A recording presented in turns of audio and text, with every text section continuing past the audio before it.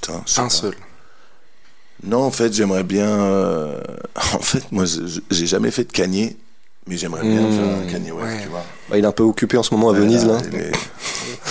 Il se fait plaisir, le frérot. Hein. Ouais. Il a Mais raison. non, j'avoue, Kanye West. Est-ce qu'ils sont stylés les concerts de Kanye West? Est-ce qu'ils sont Ah oui, connus? ah oui, C'est pour ça, mais c'est pour ça. fou, c'est un spectacle. Un peu comme Travis Scott aujourd'hui. Ouais. Quoi. Comme C'est vraiment tous. une expérience. Comme tous, maintenant, vu que c'est ça vraiment qui leur apporte le plus d'oseille, maintenant, c'est les concerts. Bah, c'est les plus que- concerts, bien ok. sûr. Ok. Parce que c'est vrai qu'un stade plein. Ouais. Ouais. Non, il nique tout. Ouais, J'ai un pote qui est allé avec sa meuf à un concert Taylor Swift. Ok. Il me disait, lui, ça lui faisait chier de fou d'aller au concert parce que c'est pas du tout son style. Et il m'a dit, il a kiffé sa vie Wow. de fou. C'était un spectacle incroyable. Il me dit, même si tu kiffes pas les chansons, juste pour le spectacle, ça valait le coup. De Taylor Swift. Ouais. Wow. Bah, en même temps, ça m'étonne pas ça. Et lui, c'est un mec, tu sais, c'est Ouais. le macho. Il a voulu faire un truc sympa pour sa meuf et il a surkiffé sa soirée. Putain. Ça m'étonne pas parce que bon, Taylor Swift, je dois avouer. Non, je plaisante. Ouais, si, Non, c'est elle qui a fait Blank Space. Je ne sais pas. C'est non, c'est ça? Je connais pas les chansons de And Taylor I Swift. write your name. C'est pas vrai? Oh, continue. Non, mais après, c'est parce que c'est une valeur sentimentale. C'est elle? Je crois que c'est. Mais après, c'est valeur sentimentale Ah, parce que c'est ce qu'on écoutait oui, en Black- voiture avec Black Space, Lewis, Taylor un Écossais auquel je travaillais en Australie quand on était maçon. Et donc c'est très particulier, mais du coup je l'associe à ça. Ah ouais. Complètement fou. Et d'ailleurs, il y a quelqu'un qui a fait un concert il y a pas très longtemps, qui a vécu une expérience extraordinaire, je crois. Ah bon? C'est moi ça donc? Oui, c'est toi, oui. Quel concert des... Des Dropkick Murphys. Ah oui, des Dropkick Murphys. Ah oui, mais par contre moi s'il y a un concert que j'aimerais trop faire dans ma vie, c'est Rammstein. Sérieux? Parce que Ouais, eux... moi, c'est pas mon. Ouais, c'est pas ton type de musique. Ouais. Mais parce que, en gros, le mec, le chanteur de Rammstein, il est pyrotechnicien de métier, il me semble. Ah ouais. Et en gros, c'est pour ça, il fait des anges de feu avec des structures métalliques qui crachent du feu et tout. Et, ouais, mais apparemment, c'est un truc de baiser. Ah ouais, merde. Donc, un jour. Non, c'est ouf. Pas le dire de Manu Léo. Ça tourne, Coco? Ah bah forcément. Depuis tout à l'heure, on forcément. enregistre tout ça. Forcément, formidable. Ok. Bon bah les gars, Ok.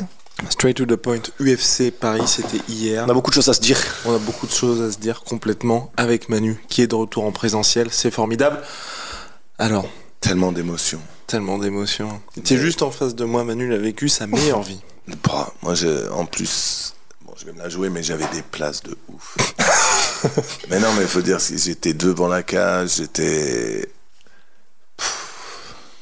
incroyable. Non, mais l'année dernière, on a vécu quelque chose de fou, avec un public de fou, et cette année, on pensait que ça allait être très dur, même avant la semaine des fights, on avait même l'impression qu'il n'y avait pas le même engouement que l'année dernière. Complètement, ouais. On s'est trompé complètement, quoi. C'était fou, quoi.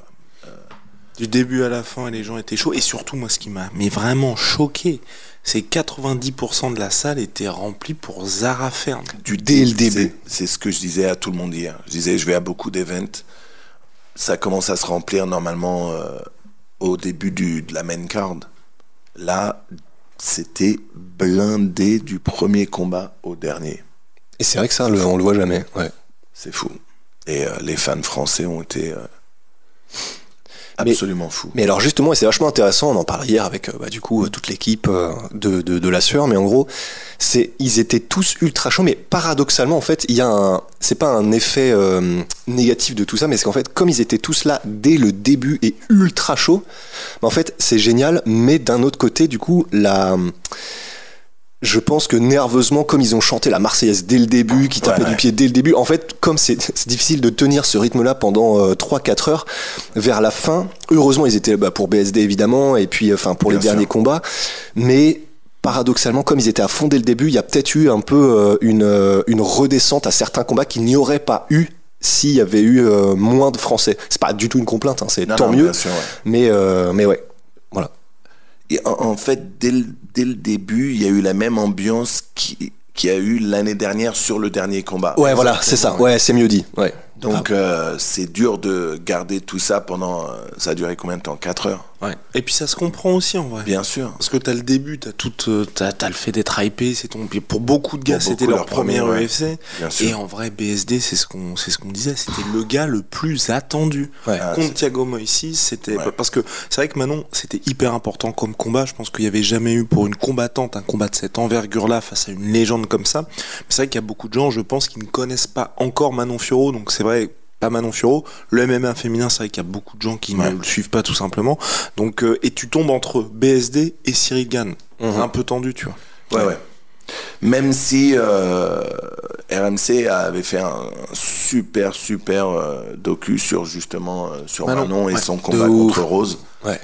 Je pense que ça a quand même beaucoup aidé. À connaître Manon, mais pas juste Manon qui combat, Manon, la personne, sa team, et ça c'est... ils ont fait un super taf, et je pense que malgré tout, ça a beaucoup aidé sur l'ambiance. Ouais, bah c'est clair, ils ont une force de frappe RMC qui est énorme, et ils font des documentaires comme ça qui font du coup plusieurs centaines de milliers de vues et qui sont bien réalisés. Très bien réalisés. Et donc c'est clair, ça donne envie de suivre l'athlète, etc. Ça hype de ouf, donc non, grave, carrément. Mais... On commence du coup, on fait crescendo. Exactement, on va faire crescendo. Manu avait peut-être un message à faire passer, non? Putain, quand tu le mets sous le bus. Mais tout de suite, tu dis un truc off caméra. On va pas attendre le moment où ça s'est fait. On va attendre le moment où ça s'est fait. Non, vas-y, je balance le truc. Il y a un truc qui m'a gêné hier. Ok. Et c'est chiant de le dire comme ça parce que c'est un mec, je trouve, qui fait un super taf, il assure. Je me rappelle jamais de son nom. Il faisait les traductions hier. Simon. Mais ça, on a eu quelques critiques. Moi, je trouvais qu'il avait fait un taf incroyable. Il a fait un super taf, mais quand t'as Benoît Saint-Denis qui fait les call-outs qu'il fait, t'es obligé de les traduire, ces call-outs. Tu peux pas dire, il a dit qu'il prenait tout le monde. Non, il a balancé des noms. Tu fais la trad, tu dois balancer les noms qu'il a balancés. Surtout quand tu fais la trad à l'anglais. Faut que ces gens-là sachent qu'ils ont été call-out par Benoît. Après une prestation comme celle d'hier, ils méritent ça. Et quand il fait ses call-outs, tu dois les... Pardon.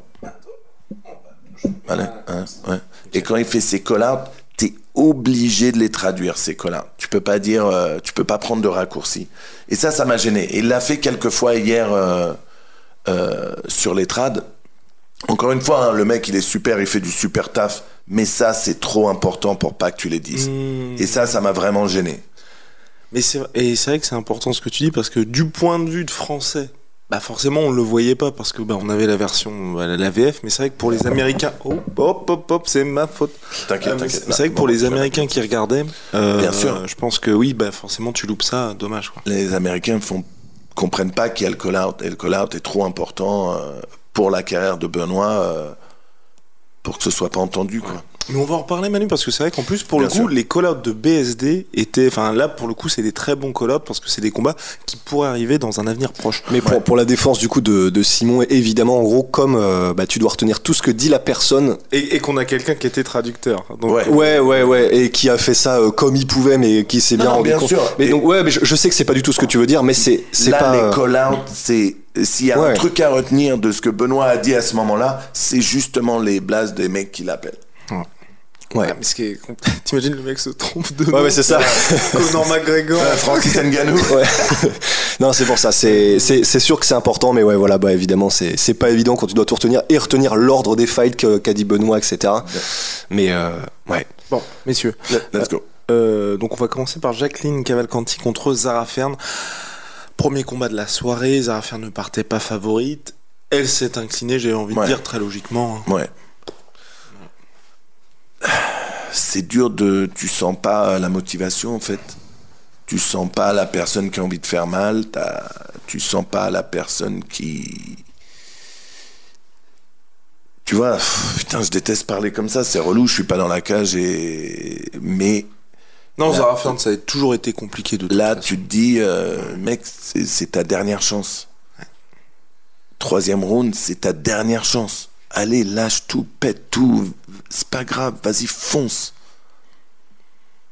Et c'est ça qui était un peu frustrant. Plat, quoi. Ouais, c'était pas, enfin, du coup, on ne saura pas si c'était techniquement ou pas. Mais après, voilà, au niveau mécanique de frappe, etc., ça, c'est encore d'autres choses qui pourraient potentiellement être travaillées, tout ce qu'on veut. Mais c'est vrai que le côté envie, c'est ça qui a fait un peu bizarre, c'est de se dire, c'est sûr que c'est ton dernier shot pour l'UFC. Ouais. C'est déjà fou qu'il y en ait eu avant, sachant que là c'était la quatrième. Ouais. Voilà, c'était la 3e défaite d'affilée, elle arrivait sur le 4e combat qu'elle avait à l'UFC. Et c'est vrai que c'est dommage de se dire, sur les 3 rounds, il y aura eu aucun moment où il y aura eu un espèce de, pas de réveil, mais je vais montrer que je suis chez moi, je vais montrer que là je viens pour l'UFC, pour le tout, quoi. Ouais, c'est vrai que c'est dommage. Ouais. De toute façon, toute la Fight Week était un peu bizarre avec Zarah Fairn. On avait l'impression qu'elle était un peu en dehors de cette dynamique des combattants français. Et puis en vrai, en soi, au niveau du choc qu'il y avait, elle partait pas vraiment favorite. Et c'est vrai que là, il y a eu, on a vu la différence d'écart. Et comme tu as dit, Manu, je pense que là, c'est la fin de cette aventure UFC pour elle. Ouais, probablement. Ouais. On sait d'ailleurs pourquoi elle n'était pas sur la photo UFC avec toutes les autres fighters. Aucune idée. Rien que ça, ça fait qu'elle sort un peu du truc et c'est dommage. Ouais. Et tu sais, sur la photo du post Insta et tout. Ouais. Mais ouais, non, du coup, dommage. Et par contre, il y en a une qui nous a fait vibrer, messieurs, c'est Nora Cornol. Gros choc contre Madame Edwards. Franchement, déjà, elle a pesé. C'était hyper beau ce qui s'est passé. Encore une fois, par contre, j'ai des très gros doutes sur les balances utilisées par l'UFC. Je ne comprends jamais pourquoi. Ouais. C'est quoi, c'est des balances Bah là, c'est pas numérique, hein, c'est des balances genre que tu comme ça là à la main et tout. À la mano. Et moi, je comprends pas qu'ils utilisent toujours ça aujourd'hui parce qu'en enlevant ses sous-vêtements, elle perd, je crois, 300 grammes, un truc comme ça. Donc, il y avait un petit problème quelque part, à mon avis. Et donc, du coup, l'émotion au moment où elle réussit à peser et bien pendant le combat, franchement, voilà, là il y a quelqu'un qui a fait preuve de cœur, même si le combat était très très très serré. Bien sûr, mais elle se prend un gros client, tu vois ce que je veux dire. Son adversaire, c'est quelqu'un qui est déjà présente dans l'UFC et qui a montré qu'elle fait son taf. Donc, elle est classée 11e mondiale selon Tapology parmi les bantamweight. Ouais. Donc là, elle arrive, premier combat dans l'UFC et elle se tape déjà quelqu'un top 15. Ouais. Donc même si on sait que chez les femmes, le roster est bien plus limité que le roster des mecs. Elle arrive, elle fait son taf, c'est propre. C'est pas décisif, mais c'est clairement une victoire. Et je trouve ça cool, quoi. Moi, pendant un moment, j'ai douté quand même que c'était une victoire. Ouais. En fait, j'ai douté parce que maintenant, j'essaye vraiment de me cantonner au niveau critères qui sont dommages et... Enfin, c'est dommage et... même si c'est en grappling, que ce soit vraiment des séquences qui te font avancer vers un finish. Et en gros, c'est apparemment ça que regardent maintenant les juges d'abord. Ouais. C'est vraiment des séquences, des coups qui font la différence, qui font une vraie différence avant même les temps de contrôle, etc. Et c'est vrai que pour le combat de Nora, c'était vachement intéressant. Et le combat de Taylor aussi, on en reparlera.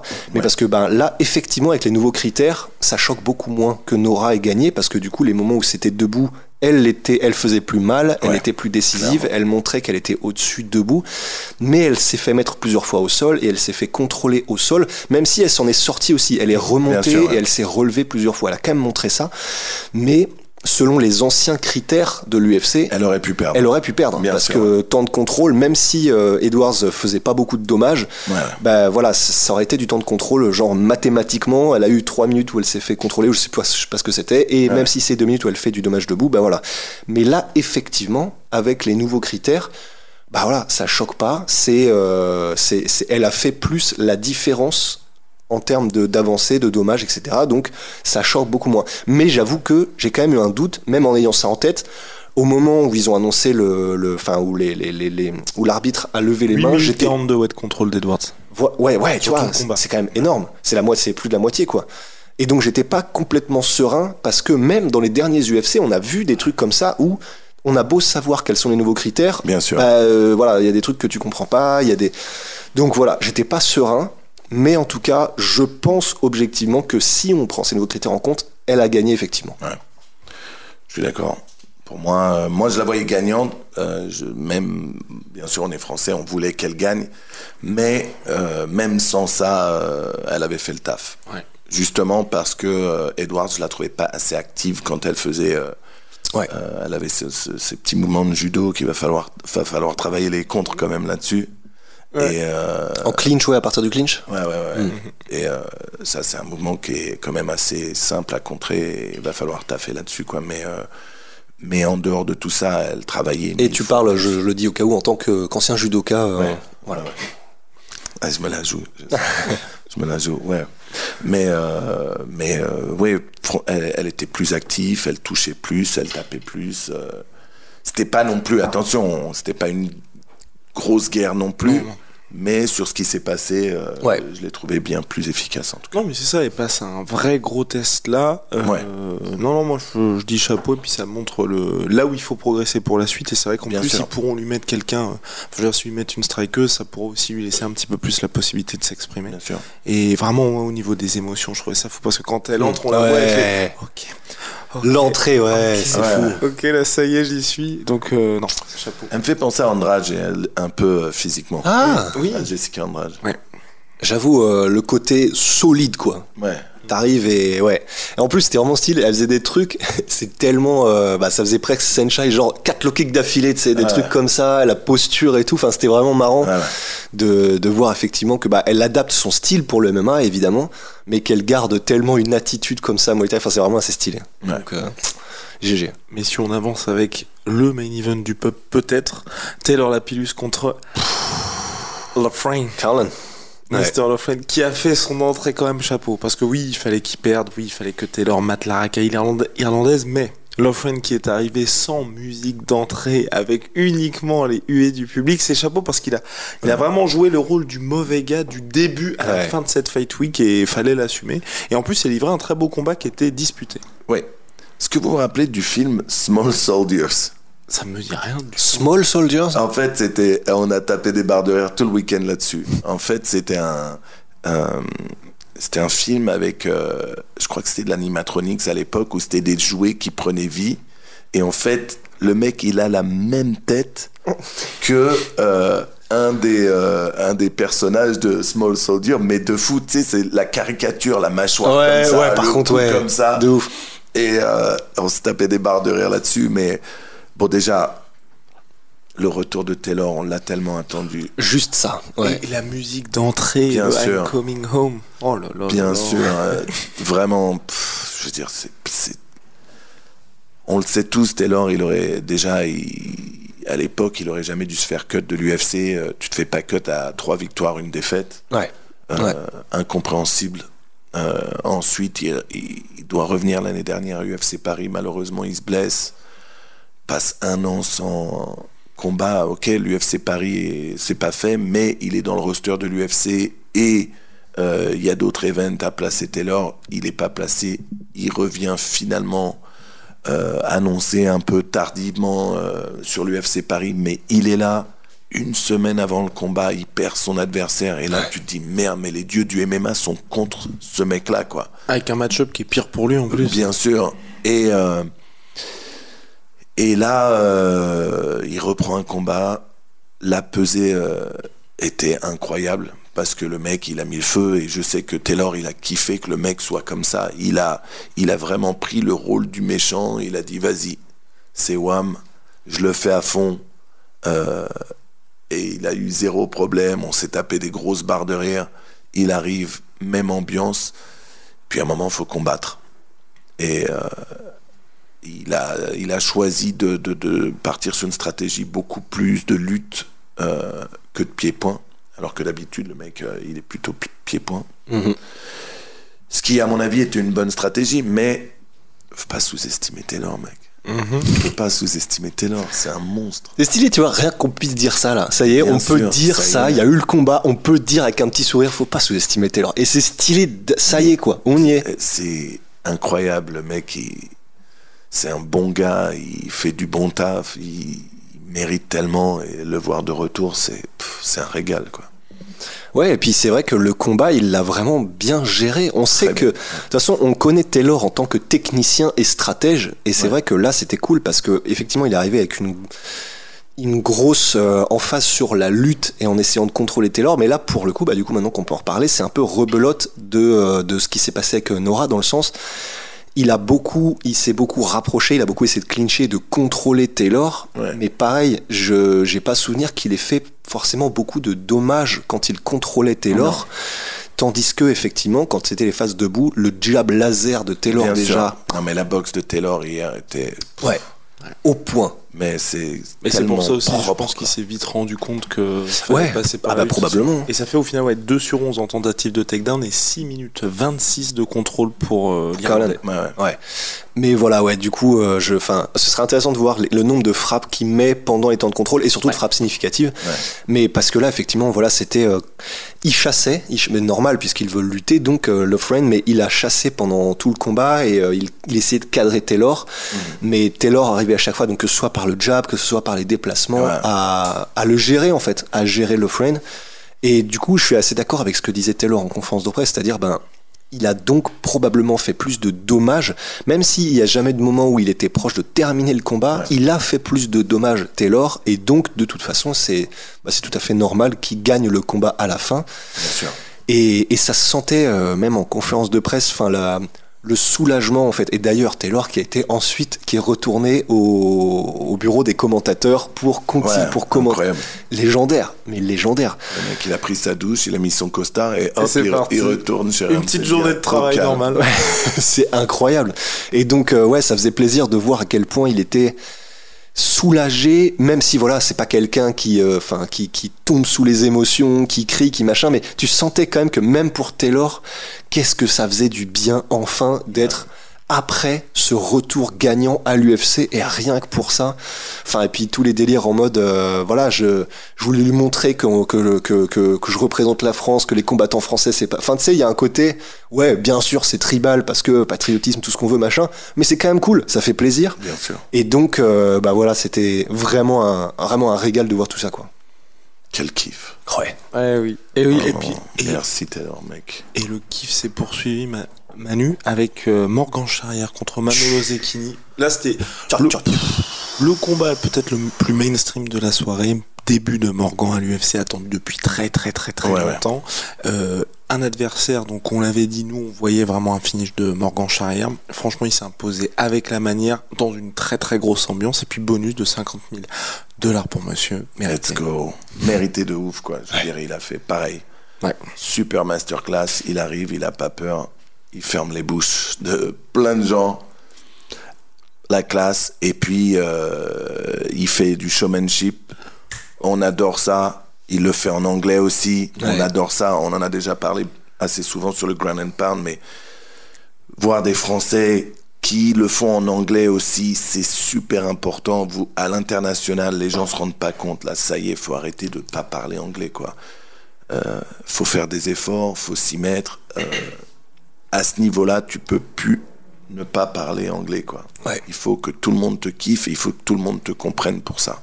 Et Manu a raison à 100% parce que pour moi il n'y a rien de pire en conférence de presse quand t'as des échanges qui essayent d'être construits entre deux combattants. T'as un mec qui parle en anglais, l'autre parle dans sa langue natale, puis t'as le traducteur qui renvoie. C'est le pire. Tu perds tellement de temps, c'est sûr. Pas du tout organique, et puis c'est vrai que tu commences à clasher un gars comme ça. Et puis encore une fois, tu vas perdre des choses dans la trad. Alors tu rates pas mal de trucs. Et même si l'anglais est approximatif, en fait c'est pas grave. C'est ça qui est stylé, c'est que tant qu'il y a l'intention de punchliner et de dire un truc, même si la phrase elle est mise complètement n'importe comment, etc., il y aura les deux mots qui vont claquer. Et donc les gens comprendront, limite ça devient légendaire. Alors là c'était pas en conférence de presse, mais le fameux high back de Anderson Silva, des trucs où ça devient presque encore plus légendaire si c'est mal dit, parce que du coup ça devient un peu un gimmick et tout ça.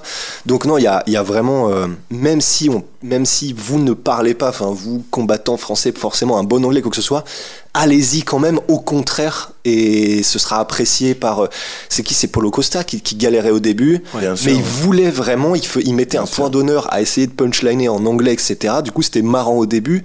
Là on voit gênant parfois, mais dans tous les cas, et tout le monde parmi les fans le disait sur les réseaux, les commentaires, etc. Ça fait plaisir qu'il essaye.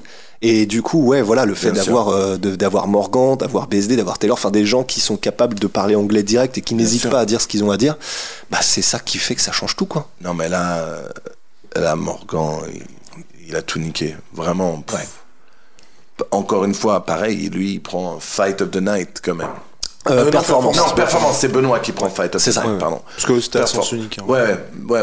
Performance of the night, mais tellement mérité, quoi. Et il lui roule dessus au mec. Ouais. Oui. Et puis ça fait plaisir parce que c'était attendu qu'il lui roule dessus et c'est encore plus impressionnant que ce qui était prévu parce qu'il y avait vraiment ce sentiment de c'est ma cage, quoi. Ouais. Et parce que le body kick qu'il lui met ensuite, très dur. Découpé. Mais c'est ça qui est stylé en plus, c'est qu'il y a vraiment, je sais pas comment expliquer, mais si ça avait été un KO en one shot où le mec s'écroule, c'est ultra impressionnant, c'est incroyable.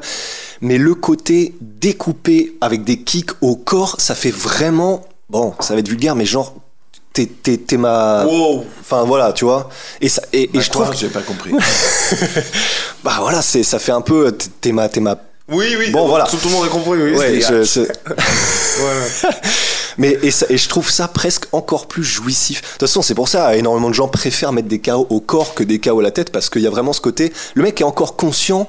Il est suffisamment conscient pour se rendre compte qu'il vient de se faire écraser et que t'es son dominant, tu vois. Vous avez déjà pris un coup au foie? Yeah. Quelle horreur. Bah si c'est un bon, c'est comme ce que disait Baki. En fait, si c'est un bon coup au foie, de toute façon, tu ne peux plus rien faire. Ton corps s'éteint. C'est très douloureux, mais t'es réveillé et du coup, tu passes par 10 000 émotions, mec. T'as envie d'appeler ta mère qu'elle vienne te chercher. C'est dur.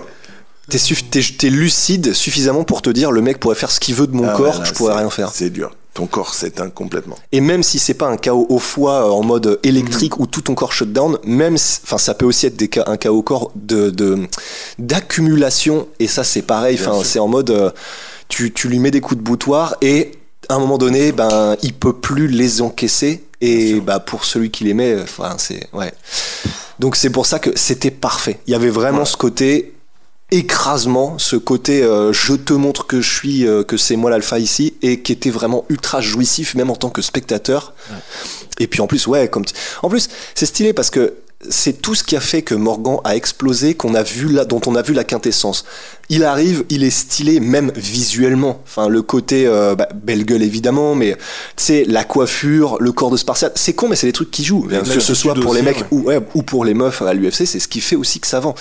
Et donc il y a ça. Il parle avant, il parle après, il s'en fout, il hésite pas parce que il est lui-même. Très bien.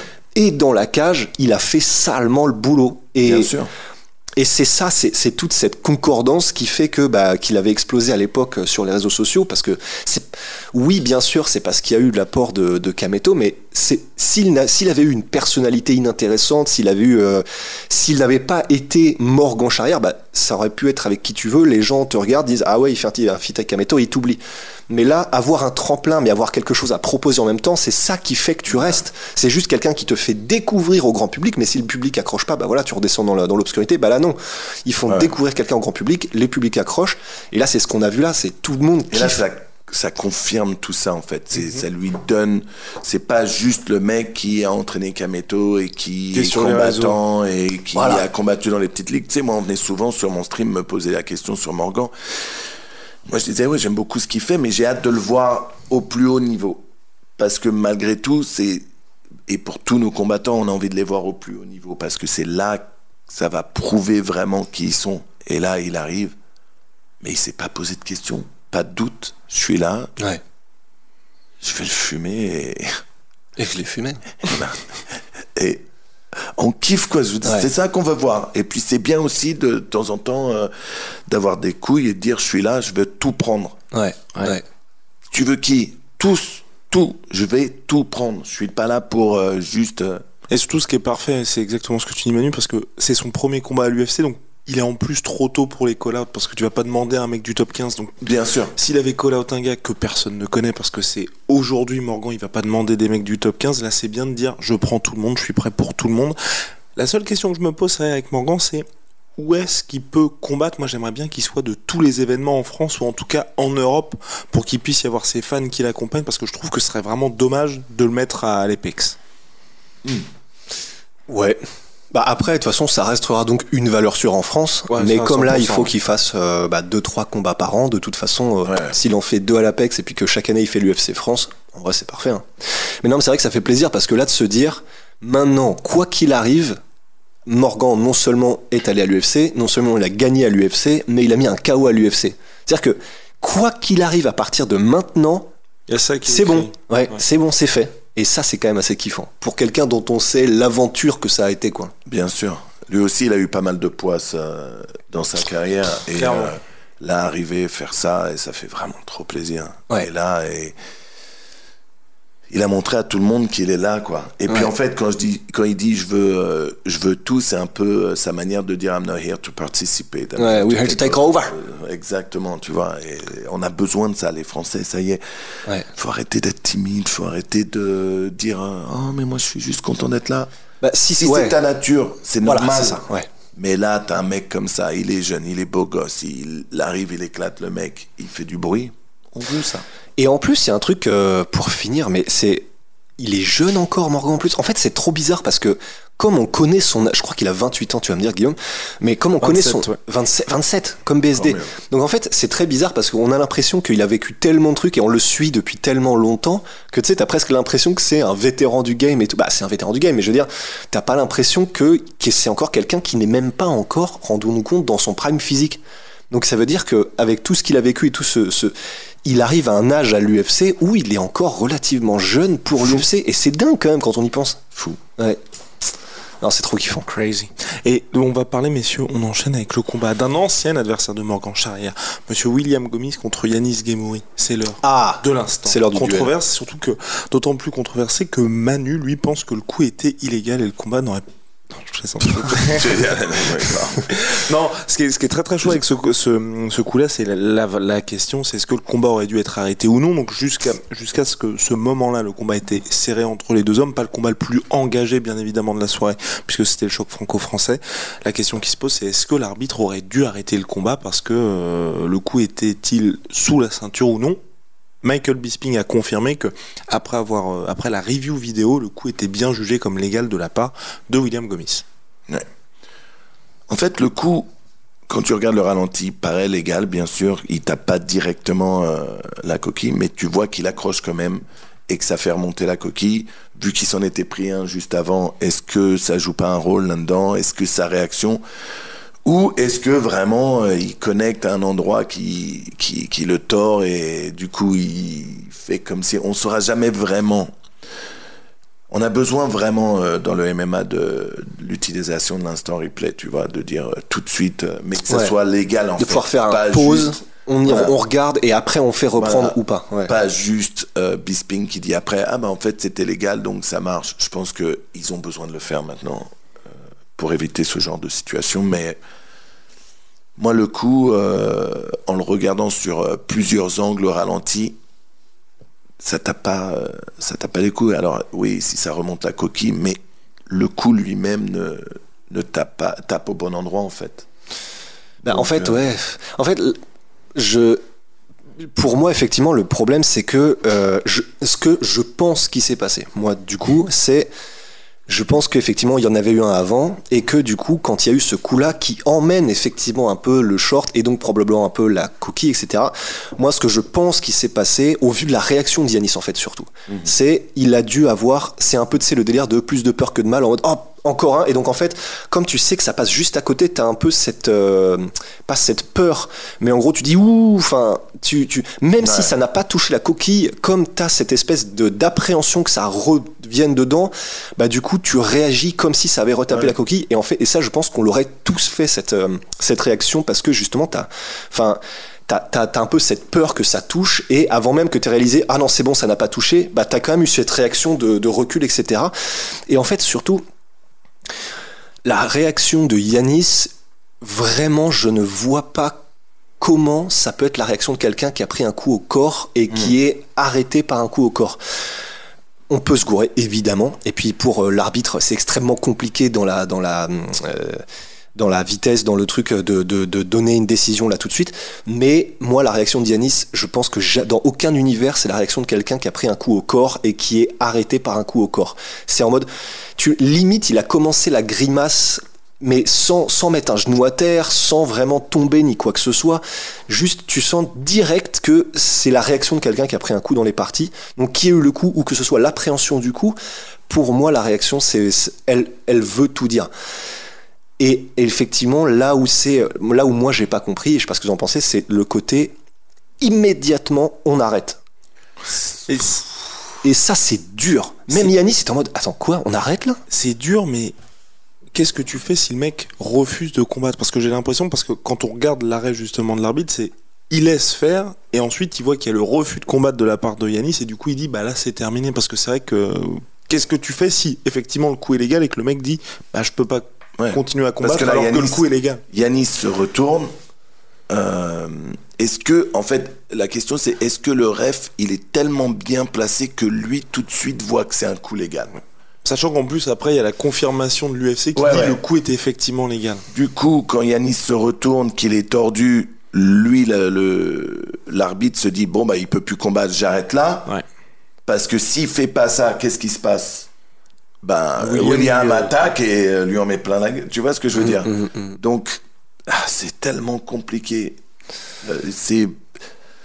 La réalité, c'est qu'il y en a que un qui sait vraiment.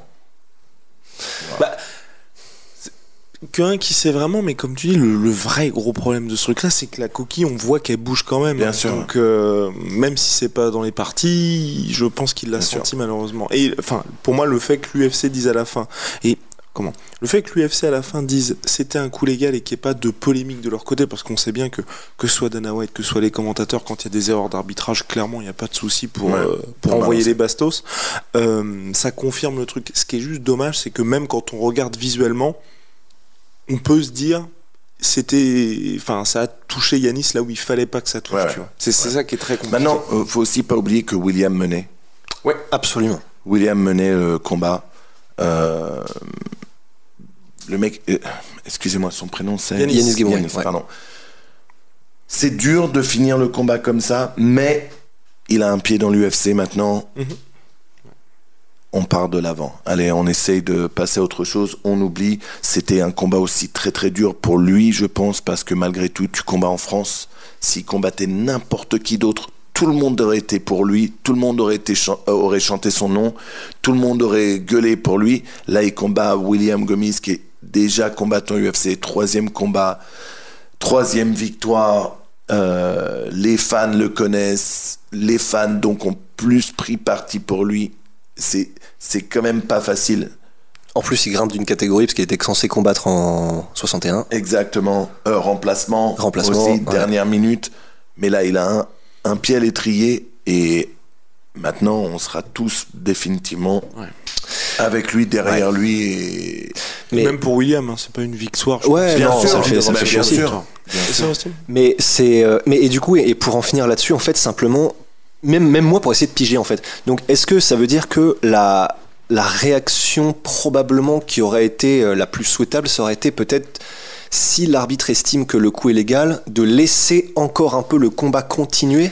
Il a essayé de faire ça. En fait, il a essayé de faire ça et on voit même, que je revoie en gros, il essaye de faire continuer le combat, sauf que William Gomis n'y va pas. Et comme Yanis Ghemmouri continue d'être en mode non, moi je combats pas parce que j'ai mal, il dit non. Yanis carrément se retourne en fait. Il retourne vers son coin, il est dos, il voit pas tout de suite que l'arbitre arrête le combat. Il est dos à l'arbitre lorsque l'arbitre arrête le combat. Mais il y a un moment, il dit allez-y, enfin genre en mode vas-y, tu peux continuer. Et William Gomis, c'est parce que là ça aurait été pire que tout. C'est ce qu'on se disait hier. C'est ce qu'on se disait hier. Là, en vrai, heureusement qu'il l'a pas fait, William, parce que en fait, même si il aurait eu tous les droits, parce que c'est c'est ce fameux KO au Glory de Murtel Gronart contre David Keria, où en gros, pareil, je sais pas si tu l'as vu, en gros il est hardcore le KO, d'ailleurs il a fait une bagarre générale sur le ring, parce qu'en gros il y a un coup, je sais plus si c'est au corps ou quoi, de Murtel Gronart, Keria s'arrête, il se retourne alors que l'arbitre n'a rien dit, et du coup Murtel Gronart il est en mode ok, il arrive, il lui met une droite par derrière, il le met KO, c'est ça, enfin voilà. Et sauf que c'est tout à fait légal et que donc la victoire, elle est, même s'il y a une bagarre générale après, la victoire, elle est complètement, enfin, c'est dans les règles, c'est dans le truc. Sauf que là, si William avait fait ça, alors que ça aurait été légal au niveau, enfin pas éthique ou quoi, mais la personne n'aurait kiffé. Donc c'est horrible de le dire parce que c'est ça. Ça aurait été dans les règles, mais heureusement qu'il l'a pas fait parce que juste au niveau image, ça aurait été terrible. Donc bon, maintenant on avance et puis voilà. Ouais, mais voilà, c'est vrai que pour finir, c'est vrai que ça fait chier. Même si je suis d'accord avec toi, là, il faudrait avancer, il faudrait pour Yanis et tout. Mais c'est vrai que c'est tellement chaud parce que du coup, ça fait une défaite par TKO, c'est ça, KO, TKO. Et c'est vrai que c'est tellement dur de commencer comme ça. C'est ce qui va être chiant, on en parle souvent, c'est dans quelques années quand les gens ne regarderont que la page Wikipédia et n'auront pas le contexte, tu vois. Ils seront en mode il a quand même perdu par TKO. Hein. Premier combat, il se fait finir et tout. Bref. Messieurs, par contre là, c'était le retour de la fête. C'était Volkanos Demir contre un nouvel arrivant à l'UFC, donc là aussi compliqué pour Volkan. Il change d'adversaire entre temps parce qu'il devait affronter un invaincu à l'UFC qui faisait un petit peu flipper. Et il affronte quand même un gars qui clairement était physiquement terrifiant avec Rusty chaque fois qu'on le voit. Ok. Oh, mais on dirait vraiment l'équipe. Toute son équipe, c'était des Golgoth. Même un qui ressemblait à Spivak. Oui, exactement. Non mais oui, son head coach, je crois, c'était la version, le grand frère. Quoi.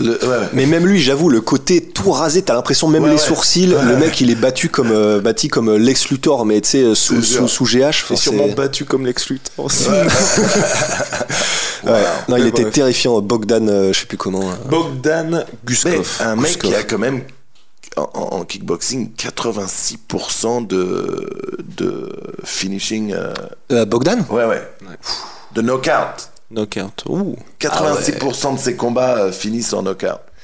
Bah c'est d'autant plus stylé alors ce qui s'est passé. On parle d'un mec qui est solide et qui était très cool quand même. Tu vois, le mec, il était très respectueux à la pesée. Tu vois que le mec, il était là, complètement. Il était là, il kiffait et tout ça. Même dans la défaite, il a été stylé. Mais en même temps, pour lui, en vrai, c'était une opportunité en or. Hein.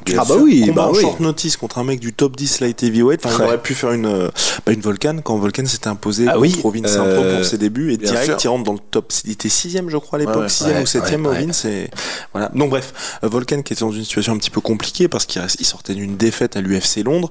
Là, il fallait qu'il s'impose. En plus, face à quelqu'un qui était bien loin derrière lui. Et enfin, un finish de la part de Volkan. Un knockdown de la part de Volkan. Ça fait du grappling de la part de Volkan. Du grappling aussi parce qu'il l'avait annoncé et ça faisait longtemps qu'on voulait voir ça aussi. Bien longtemps. Et en plus, pour l'avoir vu cette semaine un peu dans ses entraînements, il a vraiment, maintenant, il est à l'aise de ouf. En fait, tu le sens dans la fluidité de ce qu'il fait au sol. C'était vraiment un truc de fou parce que j'ai assisté à un de ses entraînements cette semaine.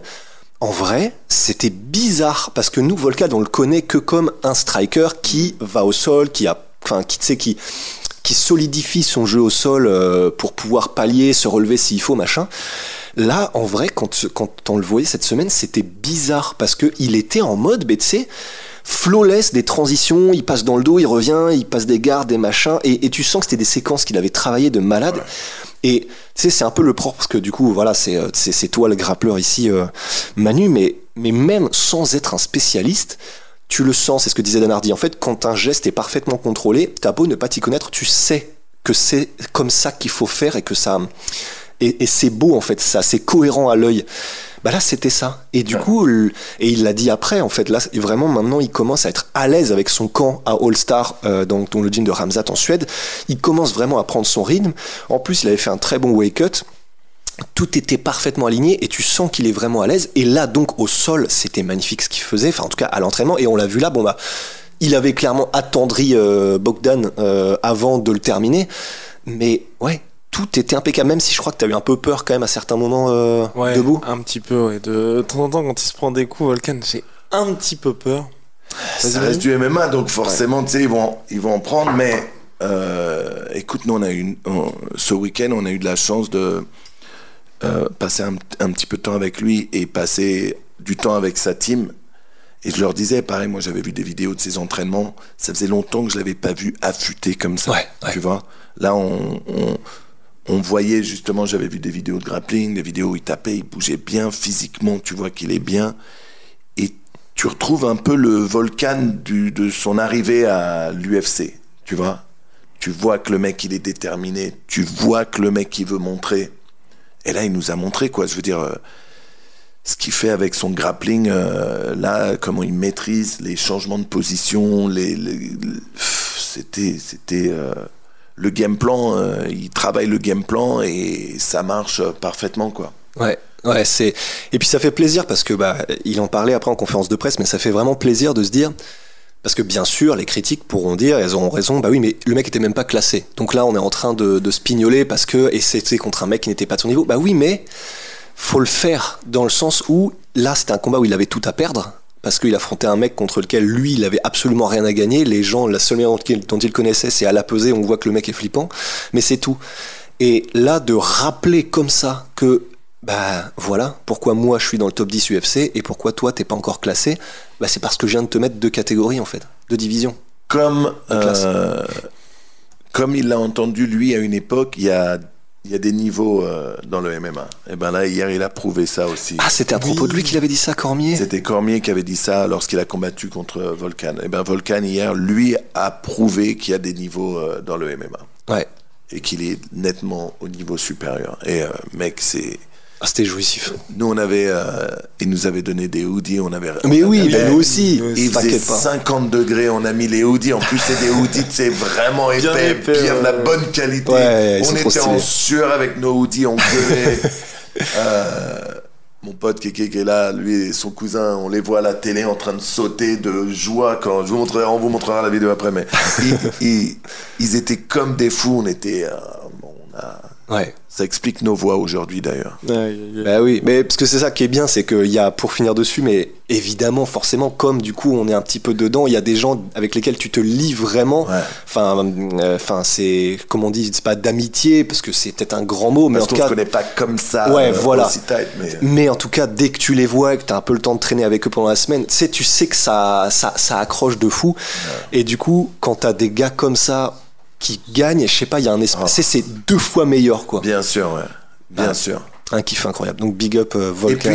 Et puis aussi, ce qu'il faut dire, la Suisse, c'est nos cousins. Bah oui, on est francophones et pour nous, hier, Volkan, il était français, quoi. On était tous derrière, tout a entendu.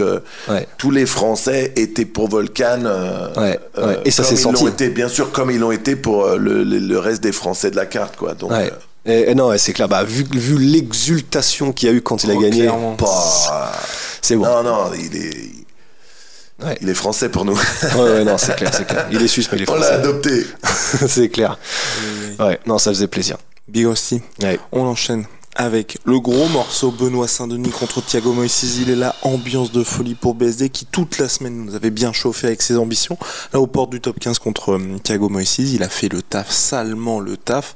Voilà, BSD à Paris, c'est quelqu'un d'infinissable, d'infranchissable. Et bonus de Fight of the Night pour lui, $50,000. Parce que ce qui est important aussi de dire, hein, c'est que oui, il a roulé sur Thiago Moïse, mais il s'en est aussi pris des grosses, mais il ne recule devant rien. Et avant de te laisser, Manu, je veux simplement dire, ce qui est fou, c'est que on a pu parler un petit peu à des gens qu'on a croisés après l'événement, dès qu'on croisait des fans de MMA et tout ça.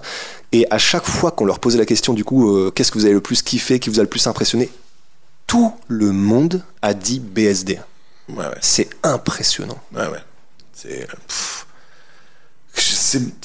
Alors, il passe l'année dernière le premier Français qui ouvre les combats du premier UFC à Paris, qui donne la force à tout le monde. Là, il arrive, il est sur la main card. Tout le monde sait qui il est. On est d'accord, hier, la salle a fait le plus de bruit pour Benoît. Clairement. C'est vraiment là, ça y est, il y a un vrai engouement. Ce qu'il fait à Moïse, même s'il en prend, mais Moïse, s'il en mettait une, lui en mettait 4. Ouais. Il lui a fait du travail très sale au coude. Et ça, c'est kiffant. Parce que tu sais que tu veux de la violence quand tu commences à vouloir souiller le mec avec tes coudes. Mais en fait, le mec, c'est le God of War. Ouais. Et il amène ça, en fait. Il amène la guerre. Et son contrôle au sol, incroyable. Même si Moïse part sur à un moment sur une knee bar, et à un moment il essaie de faire des... T'as eu peur ou pas sur le knee bar? Non. Et c'est peut-être pour ça aussi qu'il est allé à l'hôpital après. Il n'y a pas de fracture, il n'y a rien du tout. Donc il a confirmé à RMC qu'il n'y avait pas de blessure. Mais c'est vrai qu'il a été à l'hôpital juste après. Donc c'était peut-être à cause de ça, non? Je sais pas. Il a fait ce qu'il fallait pour s'en sortir comme il fallait, mais je veux dire, c'est un boucher, mais en même temps une technique incroyable et une résilience à toute épreuve, quoi. Le mec, Et comme tu dis, Manu, au niveau des stats, des frappes, au total, on est à 123 contre 27 en faveur de BSD. Non mais... En fait, ce qui est cool, c'est du coup c'est Alexis qui en parlait hier quand on en parlait juste après l'event, mais en fait ce qui est stylé, c'est que tu sais bien évidemment que n'importe quel combat de BSD, tu t'ennuieras pas, mais tu ne t'ennuieras pas dès la première seconde en fait. C'est-à-dire que il y a pas de alors on se regarde un peu, je vais prendre le timing. Non, ça c'est on le jette par la fenêtre. J'arrive en fait. Je vais. S'il pouvait, BSD, il mettrait ses 4 coudes, ses 2 coudes et les 2 genoux en même temps dans le premier coup, tu vois. Enfin, genre, il arrive en balle. Tout simplement. Et je sais plus, peut-être que c'était dans le podcast, en gros, que je disais, mais pour moi, c'est devenu, alors que techniquement, il montre qu'il est chaud. Enfin, pour prendre le dos de Moïse et réussir à dominer Moïse au sol, en plus de le dominer debout, mettre au sol Thiago Moïse. Dans tous les domaines, il a montré que là, il était en train de souiller un mec qui était dans le top 15 il n'y a pas si longtemps, qui est numéro 18.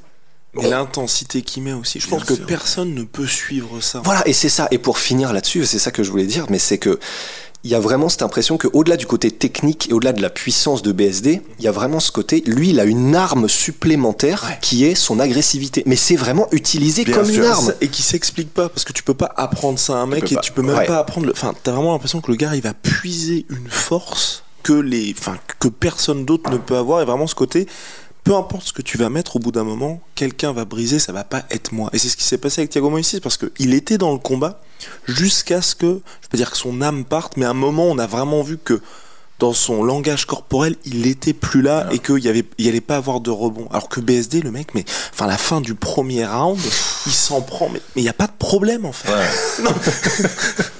Un rouleau compresseur, le mec. Ouais. Il est arrivé, il l'a aplati et il l'a fait de la manière qu'on aime en fait. Ouais. Ça, c'est les combats qui te font aimer le MMA, c'est les combats 100%. Qui te font revenir, c'est des combats... Là, je vous garantis qu'après le combat d'hier, ceux qui connaissaient pas Benoît sont allés sur YouTube pour regarder ses combats précédents. Ouais. 12 victoires, 12 finitions. À l'UFC, il est sur 4 victoires, 4 finitions d'affilée. Bien sûr. Ouais, parce qu'on compte pas son premier combat. Le premier combat qui devrait pas être une défaite normalement vu que le mec a popé, pas dans sa catégorie, un mec dopé. Ouais. J'ai parlé en fait parce que je parlais avec Daniel et je lui dis mais en Daniel Voirin, le coach Daniel Voirin, et je lui dis mais c'est pas normal que ce soit pas enlevé. Ouais, ça c'est incompréhensible. Et en fait il m'explique le truc, c'est qu'en fait le mec il s'est fait choper 4 mois plus tard. Donc rien qui prouve qu'à ce moment-là... Ok, ils peuvent pas faire un truc rétroactif parce qu'ils sont pas sûrs qu'il était à ce moment-là dopé. Pas accuser un mec d'un truc... Ok, oui, bon, ok. Mais... Qu'il aille se faire foutre, ce gros tricheur. De toute façon, il a jamais battu Benoît. Et de toute façon, c'est clair. Mais même, non. Merde. Et puis surtout... Allez, on a besoin de ça, Benoît, qui prend le micro et qui met les points sur la table et qui met les points sur les i aussi, tu vois, il sait ce qu'il veut, il n'a pas peur de le dire et il n'a pas peur de faire des bonds en avant. Parce qu'encore une fois, hier, Thiago Moïse, c'était quand même un gros bond en avant. Ouais. Et là, il l'a dit d'ailleurs dans une interview cette semaine, lui, ça ne l'intéresse pas de regarder derrière. Quand on lui pose la question de Pimblet, il dit « Mais moi, Pimblet, ne m'intéresse pas, le mec, il est derrière moi, il n'est pas... » Ouais. Il veut aller de l'avant, il fait des call-outs dans le top 10, et c'est ça qu'on veut, quoi. Et au niveau des call-outs, justement, donc il voudrait soit, donc il a mis un petit peu la suite, BSD, le perdant de Fiziev contre Gamrot, ou le perdant de Dariush contre Tsarukyan, ensuite le BMF, puis la ceinture des moins de 70 kg, avec quand même, il n'y a aucun moins de 70 qui tient à 3x5 contre moi. C'est parfait. Et je trouve que c'est parfait le call-out parce qu'en plus, voilà, le perdant de Fiziev Gamrot ou perdant de Dariush Tsarukyan, ça veut dire, déjà, il prend le perdant, donc ça veut que, c'est raisonnable en termes d'adversaire. Et puis surtout, c'est des gars qui, quand on regarde au niveau du classement, donc là, normalement, BSD va faire son entrée dans le top 15, c'est bien, moi, je trouve. Ah bah ouais.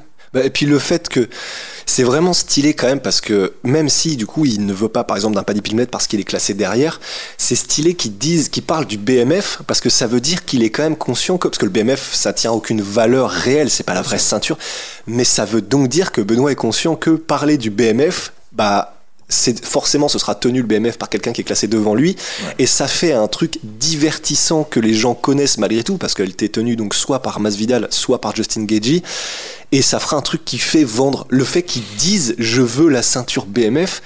bah ça les Américains ça va leur parler, c'est vraiment le call-out est parfait. Et en plus le fait que du coup là ils redemandent Gamrot et qu'ils redemandent ces gars-là, ils l'avaient déjà demandé juste avant après Bon Film, c'était un peu haut à l'époque. C'était un peu haut, on s'était dit bon faudrait un combat quand même entre les deux. Là c'est comme si c'était en mode vous m'avez mis ce mec-là qui est 18 mandats. Bon, ok, je le démonte et après je refais les mêmes call-out. Non, vous avez compris ou pas que si je demande, c'est parce que là vous m'avez mis des mecs. Ça sert à rien de me mettre des mecs qui sont entre la classe 25 et 15 parce que de toute façon je vais le tuer en fait. Donc donnez-moi des vrais gros noms. Et là après ce qu'il fait là, qui pour dire non encore là c'est encore un peu juste. Personne ne fait ça à Moïse quoi. Incroyable. En fait, il est en train de se transformer à moitié dans la manière dont il laisse les adversaires un peu en Tony Ferguson. C'est-à-dire que il arrive, il apporte la guerre, il va te mettre en sang, et à la fin, c'est lui qui gagne. Et avec encore plus d'agressivité que Tony Ferguson, avec ce côté puissance que n'avait peut-être pas dans la même manière que Tony Ferguson. Enfin, il est c'est barbare, quoi. Monsieur Barbarie. Mais en même temps, le mec, il arrive dans la cage.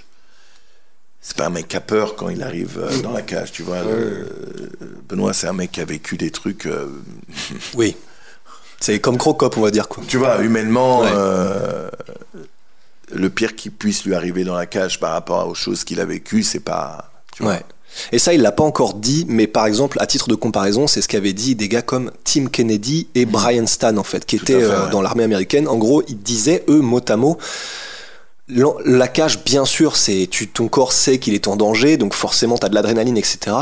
Mais quand tu sais par exemple que Tim Kennedy il a vécu des fusillades de 3 jours où il est planqué sous un camion et machin, bien sûr ton corps sait qu'il est en danger, mais c'est pas quand même le même niveau de stress et d'anxiété que tu peux te prendre une balle de Kalash dans la seconde qui arrive pendant 3 jours en fait. C'est fou. Fou pour BSD, donc maintenant on avance pour lui et on espère qu'il y aura un gros choc pour lui. Et franchement, moi je serais pas contre le fait qu'il soit main event au prochain UFC, un prochain UFC en France, surtout si c'est en province ou ailleurs. Franchement, ce serait fou. Messieurs. Qu'est-ce qu'il y a? Oui, pardon, on passe à un moment parce qu'il y avait des petits bruits suspects. Ah non, c'est ma tasse. Ah oui, d'accord, ok.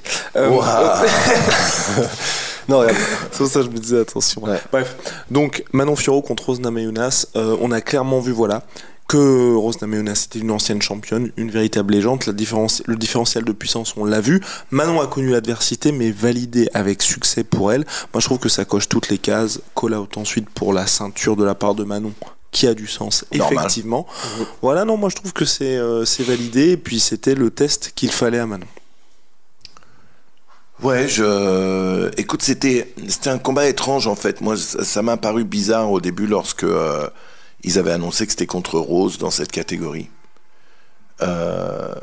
Parce que le dernier combat de Rose, c'était un combat très très étrange et compliqué. Contre Carla Esparza. Même elle a dit l'un des pires combats. Bien sûr. Et puis on le sait tous. Je veux dire, ça c'était. C'est très dur. Du coup, je me doutais pas qu'elle allait essayer de changer de KT après ce combat-là. Tu vois. Là, elle arrive. Ils la mettent direct contre Manon. Oui, c'est vrai que c'est bizarre. C'est compliqué quand même si c'est l'ancienne championne, elle monte d'une KT et on sait que chez les femmes, d'une KT à une autre, il y a quand même des vraies grosses différences, quoi. Et puis surtout quand t'es une Rose qui était pas non plus, enfin tu vois, Weili Zhang ou même Jessica Andrade qui a fait le entre deux catégories, elles sont imposantes en strawweight. Rose, elle a jamais été connue pour sa puissance ni son physique. C'est clair. Mais effectivement, c'est ça qui était stylé, c'est malgré tout, même s'il y avait ce différentiel de puissance, on a vu quand même que les avantages qu'on pensait qu'elle allait avoir Manon, elle les a eus, mais qu'elle les a parfaitement gérés. Parce que on en parlait hier, mais que ce soit dans la gestion de distance, la manière dont c'est toujours elle qui, pas forcément qui engageait et qui amenait quand un échange commençait, c'est pas forcément elle qui démarrait les échanges, mais c'est à chaque fois soit elle qui les terminait, soit quand c'est pas elle qui engageait, elle savait les gérer pour ne pas prendre de dommages et et temporisé quand il fallait par rapport à Rose. Enfin, il y a vraiment aucun moment où Rose a eu l'air d'avoir la solution de « Ah ok, là je te tiens ». Elle a géré Rose Namajunas, ce qui est quand même fou quand on y pense, quoi. Elle a super bien géré aussi les tentatives de takedown. 0 sur 6 pour Rose. Ouais, et puis le premier là, grosse prole sa mère. Ouais, c'était magnifique. Et super. Pareil, t'as envie de voir plus de Manon. T'as envie de... Oui, je suis entièrement d'accord avec toi. Tu vois... Mais après, faut faire attention contre Rose aussi. Non, bien sûr, mais quand je dis plus, c'est... t'as envie de la voir avancer et t'as envie de la voir scorer des combats où les gens vont se souvenir d'elle. Ouais. Là, c'est pas forcément le combat où les gens vont se rappeler plus tard. Mais on sait qu'elle en est capable et elle a tout ce qu'il faut pour faire ce genre de combat, quoi. Et c'est clair que c'était une performance maîtrisée, mais comme tu dis, j'aimerais bien moi aussi la voir un peu pouvoir lâcher les chevaux, mais je pense que là il y avait tellement d'enjeux. Bien sûr. Le fait que ce soit Rose, le fait que ce soit à Paris, le fait que ce soit son premier événement aussi en France, fallait tellement que tout soit bien cadré. Et puis, il y a cette coupure pour le titre aussi. Ouais. La coupure très dure. Effectivement, c'est difficile à dire, effectivement, parce que d'un côté, tu dis, vu qu'elle gère, elle peut gérer parce qu'elle est au-dessus, et tu sais, c'est un peu comme GSP quand il a eu la ceinture, c'est, pourquoi est-ce que je me donnerais, entre guillemets, pourquoi est-ce que je prendrais plus de risques si je peux gagner tous mes combats et juste montrer que je suis au-dessus de l'adversaire et gérer tous mes adversaires, ce qui est quand même une perf, quoi. Ouais. Donc après, bien sûr, faudra voir parce qu'une fois qu'elle sera à la ceinture, si elle peut le faire, qu'elle le fasse, et c'est comme ça qu'on aura la ceinture UFC. Mais effectivement, c'est clair que si l'objectif c'est de marquer les esprits et d'avoir des performances, en gros des highlights qui font que les gens se disent ah ouais non quand tu rentres face à Manon tu ressors sur civière ou tu ressors pas, bien sûr. Ça viendra peut-être plus tard. Ça a déjà été le cas, hein. Elle l'a prouvé, elle l'a fait. Ouais. Elle tape. Ah oui. Donc mais on est fan et du coup on veut plus. C'est ça. Problème de riche, quoi. Ouais. C'est ça. On kiffe lorsqu'elle combat, on kiffe son style, on kiffe qu'elle gagne comme ça et on la kiffera même si elle perdait, mais on a envie plus même pour elle. Ouais. Tu vois. Ouais, voilà, c'est ça. Parce qu'on sait que comme elle le peut, si elle y allait juste un poil, mais c'est facile à dire bien sûr, mais que si, le moment où elle le fera, où elle aura ce côté je suis tellement au-dessus que je peux me permettre de gérer et vas-y je rajoute le petit poinçon, je vais te terminer, effectivement même pour elle il y aura un bond parce que les gens se diront maintenant ils associeront et elle le peut, ça c'est une certitude, 100%. Ils associeront Manon à la destructrice de sa catégorie. Mais bon, peut-être qu'elle le fera pour le titre, de toute façon. Et c'est ça, et puis c'est ce qui fait vraiment la différence entre une championne que les gens apprécient et qui devient vraiment légendaire comme Amanda Nunes qui a commencé à terminer tout le monde, et Valentina Shevchenko où on sentait à chaque fois qu'elle en avait sous le coude, mais qu'elle se contentait, parce que c'est comme des combats pour le titre, d'aller à la décision. J'ai pas vu la conférence de presse en entier hier. Est-ce que quelqu'un lui a demandé qui elle préférerait rencontrée en finale? Valentina Shevchenko, elle avait expliqué d'ailleurs durant le Media Day aussi, c'est qu'en fait comme elle a grandi, elle a fait son arrivée avec Valentina Shevchenko, c'était elle la championne, donc elle préfère affronter Valentina Shevchenko, mais tout en disant que la meilleure gagne, et moi je m'en fous, je prends les deux. Et ce qui est stylé aussi, qu'elle a dit en conférence de presse, et encore une fois du côté, les Français osent assumer leurs ambitions, quand on lui demande Erin Blanchfield, elle fait j'ai pas envie de combattre Erin Blanchfield parce que pour moi je mérite le titre, mais s'il faut la combattre, je la combattrai, ce sera facile. Oh, let's go. Voilà, ça fait plaisir. Ça fait trop du bien. Messieurs, passons au main event avec monsieur Cyril Gane qui a assumé son statut face à Sergey Spivak, numéro 7 mondial. Il a terminé l'affaire en 2 rounds, TKO, 110 frappes mises contre 11 reçues. Voilà, deuxième plus gros différentiel de l'histoire de la catégorie heavyweight. Il montre qu'il est toujours là. Franchement, ça fait plaisir parce que surtout, c'était ce que je disais avec à Big Host hier.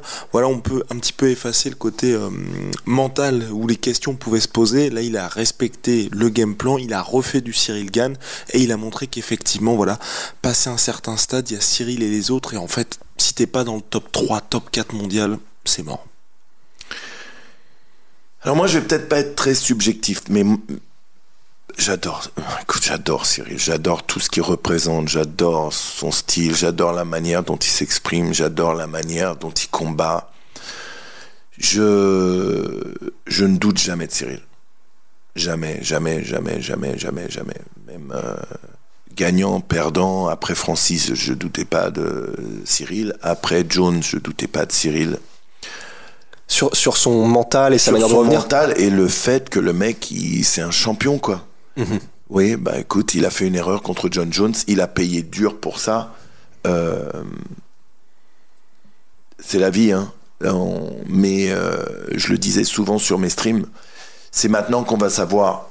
C'est maintenant qu'il va montrer que c'est un champion. C'est comment il revient de cette défaite qui a été très dure, humiliante.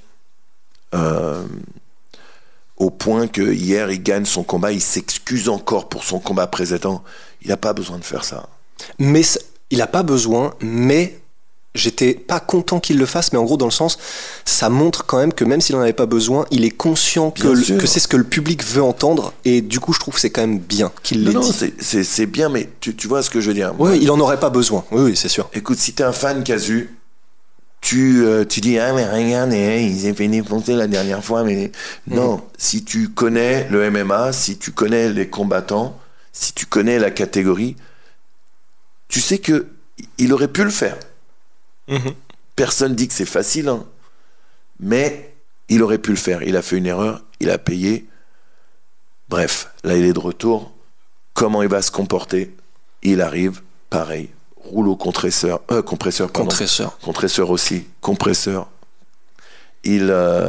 Spivak, tentative de takedown, il sprawl, il lui fait bouffer le sol. Et ce qui était trop stylé, c'est que lors de ce sprawl, c'était énorme parce que, et c'est là où ça faisait plaisir de voir que le public, c'était vraiment des gens qui savaient. Oui, bien sûr. Parce que il y a eu au moment du sprawl, il y a eu une espèce d'effervescence dans le public, et c'est dingue quand même de se dire d'avoir une explosion du public pour un sprawl. Mais ça veut dire que les gens savaient, et ça fait quand même plaisir. Bien sûr. Mec, j'ai vu sur internet des gens qui parlent mal déjà. Oui, mais Spivak. C'est sûr. Fermez-la, mec. Si vous connaissez pas, vous connaissez pas. C'est pas. Ça vaut le coup de temps en temps, quand on connaît pas un sujet, de fermer sa gueule.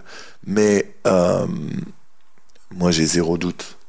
Vraiment, Cyril, c'est un mec pour moi qui a un style tellement hors du commun. On a envie de voir plus. C'est vrai que par contre sur la question, il y a Aspinall qui est là, qui était au premier rang. Qui est au premier ça, rang. Personne n'a trop compris. Allez, le combat, nanana. Moi, ce qui m'intéresse, c'est le titre.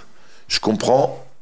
On sait que de toute façon, l'UFC redonnera pas un titre tout de suite à. À moins de gros concours de circonstances comme ce qui s'était passé contre John Jones, mais ouais. Sachant que là il y a encore Pavlovich qui est remplaçant du combat Jones contre Bien Miocic. sûr. Maintenant c'est ça le truc, c'est que là la KT est intéressante parce qu'il y a des noms comme Aspinall comme Almeida, Pavlovich, ça c'est trois noms maintenant incontournables et qui sont devant, même parmi l'opinion du public, probablement devant Cyril encore. Parce qu'on n'a pas vu perdre aussi. Ouais, c'est ça. Ouais. Mais aussi parce qu'il a eu un title shot il n'y a pas si longtemps. Ouais, c'est ça. En mars. Tu vois. Ouais. Donc, écoute, moi, je suis super fan et je le vois, quoi. On le voit tous, quoi. Le mec, ce qu'il a fait, c'est une masterclass contre un mec qui est solide. Ouais. C'est rare les gens qui peuvent faire ça comme ça à Spivak, c'est sûr. Et pour une fois en l'annonçant avant. Bien sûr. De dire voilà, masterclass, il voit pas le jour. Ouais. C'est ce qui s'est passé. Et puis en fait, c'est vrai que c'est cool parce que bien évidemment, et on le savait avant même qu'il y ait le combat, que les gens allaient dire si jamais Cyril gagne. Oui, mais ça n'est entre guillemets que... Et on l'a dit nous aussi dans le podcast, c'est vrai que c'est Sergei Spivak, ça n'est pas l'un des tueurs à gages qu'il va rencontrer maintenant. Mais... comme il peut pas faire beaucoup mieux que ce qu'il a fait là, profitons quand même. En fait, c'est vrai que je pense que c'est comme ça qu'il faut le voir. C'est que là, on sait maintenant, et je pense qu'il faut qu'on fasse notre deuil d'avoir un Cyril qui, dès le premier round, arrive en mode BSD. Mais oui. C'est pas son style, c'est pas lui. Donc en fait, à partir du moment où on sait qu'il y a un style Cyril qui est destruction, mais froide, méthodique, et elle prend un peu plus de temps, mais elle arrive, il est capable de le faire tranquillement et d'écraser un gars, Sergei Spivak, qui est quand même, effectivement, qui présentait quelques armes, qui présentait quelques dangers en lutte au sol, etc. Bah là, le travail de destruction ultra méthodique, c'est kiffant aussi. Alors évidemment, bien sûr, par exemple, bah, je recevais des messages de gens qui suivent le même ad un peu plus loin et ils étaient un peu frustrés en mode il y a moins d'engagement, il est moins agressif, ce serait bien. Mais après, en tant que fan de MMA et de striking, etc., ce qu'il a fait là, c'est trop beau. C'est trop beau. Et puis quand tu regardes, je veux dire, Adesanya, Sean O'Malley, c'est comme ça qu'ils font aussi. Bien parce sûr. Que tu peux pas être... C'est juste qu'il y a l'attitude Sean O'Malley qui fait en plus, il met 3 points après, et il met des KO one shot aussi, ça joue quand même. Mais c'est vrai, s'il n'y avait pas de KO one shot de Sean O'Malley, en fait, ils ont un peu un style similaire. C'est clair. Puis il y a tout ce travail précédent, c'était plus pour dire ça, c'est qu'en gros, c'est pas des gars qui vont t'éteindre directement, tu vois, il y a ce travail où ils attendrissent un peu les gars. Et non, et puis moi au global, là où ça me satisfait aussi du côté de Cyril, c'est qu'il y a cette accélération pour pouvoir finir le gars.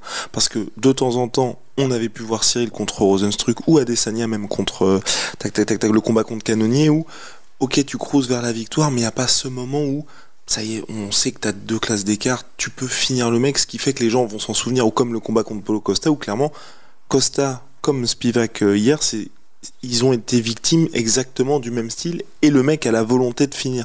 Et moi, quand il y a cette volonté de finir, je suis hyper content parce que tu fais plaisir au public, tu vois.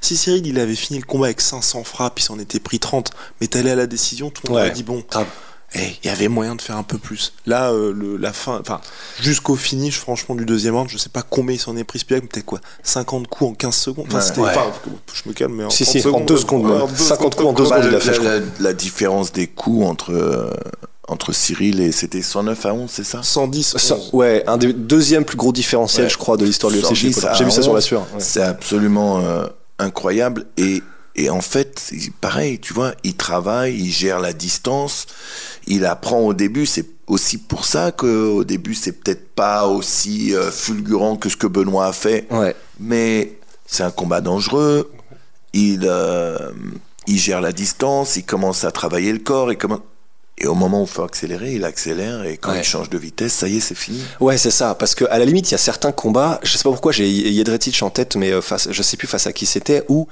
il y a un travail, en gros, qui est censé être de sap progressif, mais, ou alors genre Carlos Condit contre Nick Diaz, par exemple, avec les low kicks, où tu sens que ça ne fait rien, littéralement rien, c'est juste du scoring. Là où Cyril, on peut pas dire que c'est du scoring, c'est que, oui, il commence dès le début, et d'accord, il met pas tout dans les frappes, il arrive pas en mode furie, etc., mais quand il commence son travail au corps, c'est des vrais coups qu'il met c'est pas juste pour marquer des points. Quand il commence à mettre les tips, quand il commence à mettre les directs au corps, les crochets, c'est des vrais trucs où tu dis, bon, jamais ça pourra durer 5 rounds. Donc oui, c'est pas aussi spectaculaire visuellement, mais là, il pouvait difficilement faire plus vite en termes d'intensité qu'il mettait dans les coups et de destruction du corps progressive. Et donc au final, il pouvait pas... Tu savais en arrivant, mais c'est effectivement moins... Les gens qui suivent le MMA de plus loin, forcément, c'est plus dur à voir. Ne serait-ce que... Et c'est là où c'est terrible, mais c'est le jeu. Ne serait-ce que le concept de coup au corps. En fait, je suis en train de me dire, je pense qu'il y a des gens qui doivent se dire, ça fait rien. Ah, c'est fou. Mais je pense vraiment. Et donc, forcément, ça joue contre Cyril, parce que quand il met des bombes au plexus, où, en fait, nous, on sait que le mec est en train de cramer, mais pour quelqu'un qui regarde de loin, il doit se dire... Ouais, ça sert à quoi ce qu'il fait? Ces kicks droits au foie, c'est presque incompréhensible, ces kicks. Ouais, à l'Anderson Silva, avec un angle bizarre. Ces kicks-là, mais... Ouais. Et en plus, c'est horrible parce que tu vois que Spivak ne sait même pas comment les parer, en fait. Il est en mode, je sais pas quoi faire face à ce truc-là, il arrive pas à les choper, l'angle est bizarre, et tu le vois creuser dans le bide. Et en fait, et c'est pour ça aussi que peut-être, alors ça je l'ai pas encore vu, mais peut-être qu'il y a une critique de Sergei Spivak en mode, il a rien fait. Mais je pense qu'il faut quand même qu'on dise que là, c'est pas forcément... Peut-être que Spivak était dans le mauvais jour, mais je pense pas. Là, je pense que c'est simplement... Il a dû être en mode, je sais même pas quoi faire contre un gars comme ça. Parce que Cyril se déplace, parce que ça vient de tous les angles, et dont de dessous avec les types qui font que tu peux pas forcément, sans y penser, plonger dans les jambes ou quoi que ce soit. Bien sûr. Et parce que quand il a tenté, il s'est pris un sprawl des enfers. Un sprawl des enfers. Plus, tu te relèves avec un gars qui pèse 113 kilos sur toi, qui essaie de te mettre un ground and pound. Et même quand ça a été en clinch, il est sorti du clinch direct, Cyril, et il est reparti. Et comment t'émules le mouvement de Cyril, quoi? Qui t'amène pour... pour faire la même chose, pour prendre l'habitude. Tu vois. Ouais, et puis même si tu ramènes quelqu'un qui a des très bons déplacements et qui est un peu plus léger, il va pas en même temps se déplacer comme Ciryl et mettre des bombes au corps comme fait Ciryl. C'est vrai que c'est pas évident. Et donc c'est pour ça que là, clairement, je pense qu'il faut qu'on dise que c'était difficile de faire mieux. Avec le style Ciryl, c'est difficile de faire mieux que ce qu'il a fait là. Et il a nullifié complètement Spivak. C'est-à-dire qu'avec les cartes qu'on avait, qui étaient, on n'est pas hyper hypé parce que c'est Spivak et machin, et on voudrait un gros lutteur, mais avec ce qu'il avait en face, qui est quand même le 7e mondial, c'était difficile de faire mieux, donc c'est cool. Bien sûr. Entièrement d'accord, Big Rusty. Vas-y, même. Pardon, pour revenir à ce qu'on disait tout à l'heure, les gens qui regardent Ciryl en pensant qu'il va faire du Pavlovich ou du Derek Lewis, c'est une erreur. Mais pour les gens qui suivent ça de très loin, c'est difficile de leur en vouloir aussi, parce que eux, ils connaissent pas le MMA, ils connaissent parce qu'ils ont eu Ciryl sur, je sais pas, une émission ou quoi. Et surtout, même aussi le truc, c'est quand tu vois Ciryl, je pense que les gens sont sûrs. T'as jamais vu de combat de MMA, tu vois la photo de Ciryl, c'est pas faux. C'est pas un mec de combat comme ça. Terminator, grave. Et mais c'est une erreur en fait, malgré tout, et les gens doivent le savoir. C'est pas One Punch Man Ciryl. C'est le mec qui va travailler, et je trouve ça super aussi. Tu vois, tu travailles le corps, tu travailles la tête, tu fais réfléchir le mec où ce coup de pied va aller. Ouais, tu le mets en surchauffe. Coup de pied, est-ce que c'est un... Puis là, ce qu'il fait hier, on en parlait tout à l'heure, ce coup de poing où ça charge. Tu vois qu'il charge le coup de poing. Spivak, il a la garde. Ouais, ça c'est vraiment la spéciale de Ciryl, un peu quand il sait que le truc est quasi terminé. Il avait fait pareil à moitié, je crois, contre Derek Lewis. Et c'est hyper paradoxal parce que c'est un esthète dans la cage en termes de mécanique de frappe, de la manière de striker Ciryl. Mais quand il sent que le mec est sur le point de craquer, il se transforme en, bagarre de bar, en mode, c'est la fameuse, je vais la chercher derrière le dos, tu sais. Là c'est pareil, des trucs où il vient comme ça, tu sais. Ça ressemble pas à grand chose, sauf que du coup, il charge à mort, il appuie, longtemps sur carré avant de la mettre. Moi j'étais arrête le combat, l'arbitre. Tu sais, j'avais mal pour Spivak. Moi je veux pas qu'il souffre plus que ça c'était fini déjà à ce moment-là, quoi. Ouais. Bah oui, mais voilà quoi. Et pour la suite, messieurs, j'ai vu un journaliste journaliste britannique qui a proposé, moi je ne serais pas contre du tout, qu'il y ait Aspinall contre Ciryl Gane lors de l'UFC 295, John Jones contre Stipe Miocic. Ah oui. Pour moi, ce serait parfait parce que les deux sont frais et c'est vrai que le seul truc qui m'embêterait pour Ciryl Gane et Aspinall aujourd'hui, je pense qu'ils sont uniquement... Si on n'a pas ce combat-là cette année, c'est qu'ils sont victimes un peu de leur succès, qu'aujourd'hui ce sont les deux porte-drapeaux de leur pays respectifs. Ouais. Mais sinon, avoir ça à New York, Madison Square Garden, et clairement tu dis, le vainqueur prend ensuite le prochain title shot, ce serait parfait. Mais maintenant, du coup, on fait quoi de Pavlovich? Pavlovich, il est remplaçant. Oui, mais j'avoue, si le combat se fait, du coup, il faut bien lui trouver un combat à Pavlovich. Ouais. Est-ce qu'on lui met Almeida, ou est-ce qu'on lui met Aspinall, ou est-ce qu'on lui met Ciryl? Le vainqueur, sachant qu'Almeida, lui, il affronte Blades là prochainement, il prend le... non, il a déjà battu Blades. Il prend Almeida si Almeida bat Blades. Mais j'ai peur. En fait, je pense que c'est se griller une cartouche un peu si tu fais ça. Mais et puis ça ferait bizarre pour Pavlovich de dire, tu prends... Enfin là, il est prévu pour le titre, il est remplaçant, de le remettre entre guillemets pour un title éliminator face à un autre mec, ça ferait bizarre pour lui. Alors tu veux dire que il prend le gagnant de Miocic Ouais, j'aurais tendance à dire ouais. Mais ça recule pas mal le... ouais. Mais et il est quand Miocic Jones Novembre. Ah oui, c'est court. Ouais, non, ils feront pas ça. Parce que du coup, même pour Aspinall Ciryl, ça fait beaucoup trop court pour eux, c'est dans 2 mois.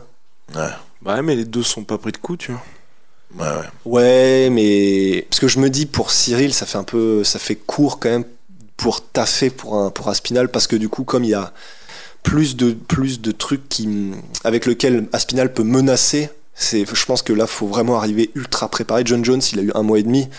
Là, donnons-lui un peu plus que 2 mois pour taffer Aspinall, tu sais, je me dis. Non, c'est plus en termes de timing, moi. Je trouve que c'est chiant, parce que sinon, ça veut dire qu'on attend trop. Parce que mars pour le prochain UFC Londres, sachant qu'il y a toujours la question de Leon Edwards qui va peut-être défendre sa ceinture aussi à Londres, parce qu'aujourd'hui il y a vraiment deux superstars british, mais il y a des discussions aussi pour qu'il y ait Leon Edwards contre Colby Covington au mois de novembre. Mais bon, si imaginons que Leon Edwards gagne contre Colby Covington, t'as le temps entre novembre et mars, mais c'est ça qui est un peu relou, c'est que ce soit Ciryl ou Thomas Aspinall, ce serait bien d'avancer un petit peu, surtout que le reste de la catégorie avance. Vas-y. Mais du coup, est-ce que si on part du principe que John Jones va laisser la ceinture vacante après qu'il l'ait peut-être gagné contre Miocic, sachant que là il commence à parler parler un petit peu des autres. Ouais, mais je me demande si c'est pas... Alors, pour moi, l'ego de Jones lui fera pas arrêter après. Ah ouais, tu penses? Parce que si bat Miocic, malgré tout, Miocic, ça restera le seul mec qui aura défendu sa ceinture 3 fois et qui aura gagné. Donc pour les gens, ça restera entre guillemets le meilleur heavyweight de tous les temps. Et je suis sûr que Dana White ira en sens lors de la conférence de presse en mode Miocic il a toujours le record. Ouais. Normal. Oh, et puis en plus ça lui permet de battre encore un gars de la nouvelle génération. Ouais. Mais parce que pour le coup, et là c'est vrai qu'on parle de l'ego de Jones, il a tellement critiqué Khabib pour ne pas avoir continué sa carrière alors qu'il le pouvait, que j'aurais presque envie de dire, juste pour montrer ça, peut-être que son ego dirait effectivement vas-y viens, je tape Aspinall et machin. Mais c'est vrai que du coup, en revanche au niveau timing, voilà, s'il continue, bon voilà, on est dans un pétrin. Mais s'il arrête, par contre, ça facilite tout, parce que s'il arrête et que après Miocic il laisse la ceinture vacante, ça veut donc dire que entre temps Aspinall et Cyril peuvent combattre, genre en décembre ou en janvier. Et ensuite, le gagnant de Aspinall-Cyril affronte Pavlovich pour la vraie ceinture, genre en juillet-août 2024, quoi. Ça, c'est parfait. Mais par contre, pauvre Pavlovich qui n'aura pas combattu en 1 an et demi. Enfin, pauvre Pavlovich. Ouais, après, je pense qu'il prend des sous en étant remplaçant, mais c'est plus, ça aura fait longtemps sans le voir combattre. Mais après, je pense qu'il préfère. Hein. Lui, tant qu'il a le title shot garanti, je pense qu'il préfère. De la même manière que je crois que c'est ce qu'a dit Cyril en conférence de presse, que s'il fallait attendre longtemps, mais qu'il ait le title shot, il le ferait. Oui, parce qu'à chaque combat, c'est un risque. Ce qu'il a dit. C'est absolument. Bien sûr. Et ça, c'est horrible, mais je comprends qu'il fasse ce calcul-là, mais je sais que moi, en tant que fan, c'est tellement pas ce que j'ai envie d'entendre. C'est ça. T'as envie d'entendre un mec qui dit je prends tout le monde, et s'il faut prendre Aspinall en attendant pour le title shot, je m'en occupe. Mais voilà, on peut pas. Voilà. J'ai pas de fin à cette phrase. On peut pas refaire l'histoire. Ouais. Bref, je pense qu'on a terminé. On parle pas de la semaine prochaine. Oui, semaine prochaine, mais brièvement. Le mec, il est nul. Mais brièvement, Manu. C'est son event, on n'en parle pas. Ah oui, du LSFC. Ah, je pensais qu'on parlait de. Oh, putain, moi j'étais même sur Adesanya Strickland. Encore pire. Je suis le pire. Non, mais je voulais parler brièvement du LSFC parce qu'on sait pas trop ce qui va se passer pour le LSFC. Ce qui est sûr, c'est que ce sera en direct sur la chaîne YouTube. Qu'il y aura Manu qui sera aux commentaires. Attention, ça va être légendaire. Attention, ça va être légendaire. Est-ce que Axel, vous lui avez filé un short quand même? Oui, Axel. En caleçon. Axel, il aura un short. Normalement, Alex aura un short. Je l'ai vu de loin hier, mais je devais bouger. Avant-hier, je l'ai vu de loin avant-hier, mais je devais bouger, j'étais en retard pour un rendez-vous et j'ai voulu aller lui dire bonjour, mais tu vois, on sera là, ça va être kiffant. Les gars. Ouais, ça va être pas mal. Hein. Ça va être lourd. Et du coup, aux commentateurs, ce sera qui? Parce qu'il y a Manu et. Je pense que ce sera nous trois. C'est vrai. Je pense que ce sera. Je suis tellement chaud. Je pense que ce sera nous trois. Un ground and pound en direct. En direct. Oh, ça va être bien. Il y a des trucs que j'ai pas le droit de dire ou... Non, c'est sur YouTube, donc je pense qu'on a le droit de tout dire. Ouais. C'est quoi, c'est la règle des 30 premières secondes, c'est ça, où t'as pas le droit de dire des fuck ou des trucs comme ça? Ah bon? J'ai aucune idée. Je crois, hein. C'est quoi les 30 premières secondes? Ça va, mais ça, je dis pas trop, ces trucs-là. Non, c'est vrai. Oui, c'est vrai. En fait, c'est vrai que t'es pas vulgaire. Ouais. T'es toujours... Non mais dans le sens mais dans le sens tu sais c'est jamais en mode des gros mots pour des gros mots, tu sais. C'est plus de la punchline que du gros mot. Ouais. Un peu aussi. Quand on fait ground and pound, mais quand je suis sur mes streams et qu'il y a des mecs un peu relous qui viennent, là je me lâche pas mal, ouais. Ah ouais? Bah oui, il est connu pour ça, Manu. Ouais, mais il remet en place, mais je suis d'accord avec toi, c'est pas vraiment de la vulgarité, c'est en mode petit rappel à l'ordre. Ouais. Enfin. Bon, et juste pronostic quand même, parce qu'il y a aussi ça dans la nuit de samedi à dimanche la semaine prochaine, Adesanya contre Strickland. Bon. Tu doutes? Non. Ouais. Je vois pas Strickland gagner en réalité. Pareil. Parfait, voilà. Bah oui, mais bon. Ouais. Ça risque de se passer debout. En plus, c'est horrible parce que la double lame, ça risque de se passer debout. Parce que probablement que même s'il le voulait, Strickland aurait eu du mal à mettre au sol Adesanya, parce que c'est pas comme si c'était non plus un gros lutteur connu pour ça. Et 2, on parle quand même d'un gars, Strickland, qui s'est dit allez, je reste debout face à Pereira. Donc quand il va à l'ego comme ça, je me dis mais imagine l'UFC là maintenant, les relations publiques de l'UFC qui se disent putain, imagine il gagne, on est dans la merde.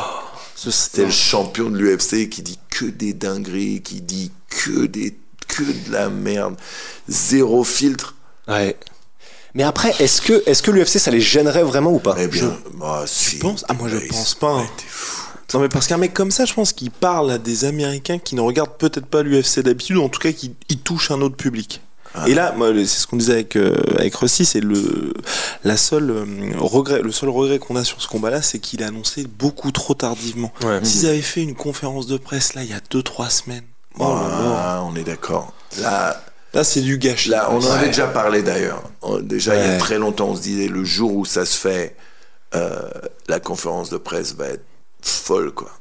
Et là, ils vont en faire une, probablement. Le jeudi, probablement. Ce sera un peu tard et 4 jours pour hyper le truc. Ouais, pousse-le un peu plus que ça, quoi. Mais je pense qu'ils peuvent le faire. Parce que, en vrai, juste la conf de presse, si elle est comme on l'espère qu'elle peut l'être, en vrai, il y a moyen que les pay-per-view passent à 600 000 en un claquement de doigts. Mais les punchlines, ça va être légendaire. Et puis en plus, ce qui est bien, c'est que il y a 2 très bons clients. Parce que je pense que Strickland va être à l'offensive, mais Adesanya, il aime bien quand il y a ces petites joutes derrière. Quitte à rajouter un peu de cringe. Hein.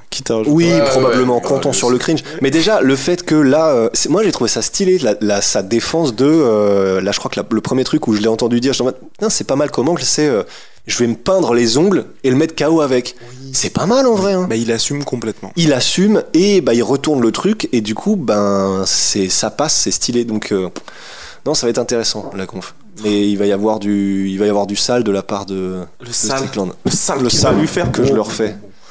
Wow, pendant que Manu est en train de détruire notre studio. C'est mon fameux crochet gauche. Désolé. Non mais et puis juste pour finir, Adesanya, faut quand même se rendre compte à quel point le mec est chaud. C'est incroyable. Là, il affronte un gars qui est classé 6ème. C'est par défaut parce qu'à la base ça devait être Dricus du Plessis, mais sinon c'est le 6ème parce qu'il a battu tous les autres mecs. Et c'est un des champions les plus actifs qu'on ait jamais vu, je pense, à l'UFC. Ouais, il y avait une stat, c'était je crois 10 combats pour le titre depuis en 2 ans et demi ou un truc comme ça. Mais non, en 2 ans et demi? Bah oui, il fait que des title shots depuis. Ouais, mais ça veut dire qu'il est à 3-4 combats par an. Bah oui. Ouais. Et en plus, à chaque fois, le mec veut combattre. Non, mais c'est fou. Mais même là, le fait que le gars, il se tape la motive de se dire, parce qu'on le voit à chaque fois à Adesanya qui est aux States et tout, de retourner à Sydney, d'accepter le combat, c'est quoi? Ça a été officialisé il y a un mois même pas. Ouais. Non, c'est respect de malade. Et même s'il est grand favori, il peut aussi perdre. Ah oui, c'est risqué, hein. C'est clair. Non, c'est pour ça. Quoi qu'on pense d'Adesanya, du cringe, de tout ce qu'on veut, là, personne ne peut rien dire sur ce qu'il fait dans la cage et ce qu'il accepte. Il dit jamais non. Enfin, il est monstrueux. Il est vraiment monstrueux. Ouais. Et puis comme Manu, il aime beaucoup les animaux, donc voilà. C'est pas. Attends, ça veut dire. Ouais. Ah oui. Adesanya. Oui. Pas de la même façon. Bon. Tu l'avais vu cette vidéo? Ouais. Oui. Attends, moi j'ai une question pour vous. Oh. Vous avez pensé quoi du Q&A avec Nassour et du fameux commentaire Baki Doumbé?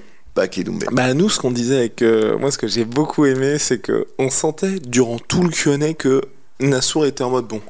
Voilà, là je parle aux gens, c'est probablement filmé, on va faire j'y vais mollo. Ouais. Voilà, on est tranquille, combattant forcé, on donne un peu l'exemple. Et là, on lui pose la question, il fait bon, allez. Ouais. Allez, il faut peut-être le dire. Et c'est ça que j'ai bien aimé là-dessus et quand il répond sur Vettori aussi. Ouais. Parce que pareil, tu vois, il y a plusieurs fois où il y a des questions qui étaient vraiment des questions bourbies, tu vois, où tu sens que les mecs veulent le piéger ou quoi que tu répondes, tu vas être dans la sauce. Et là aussi, il fait bon.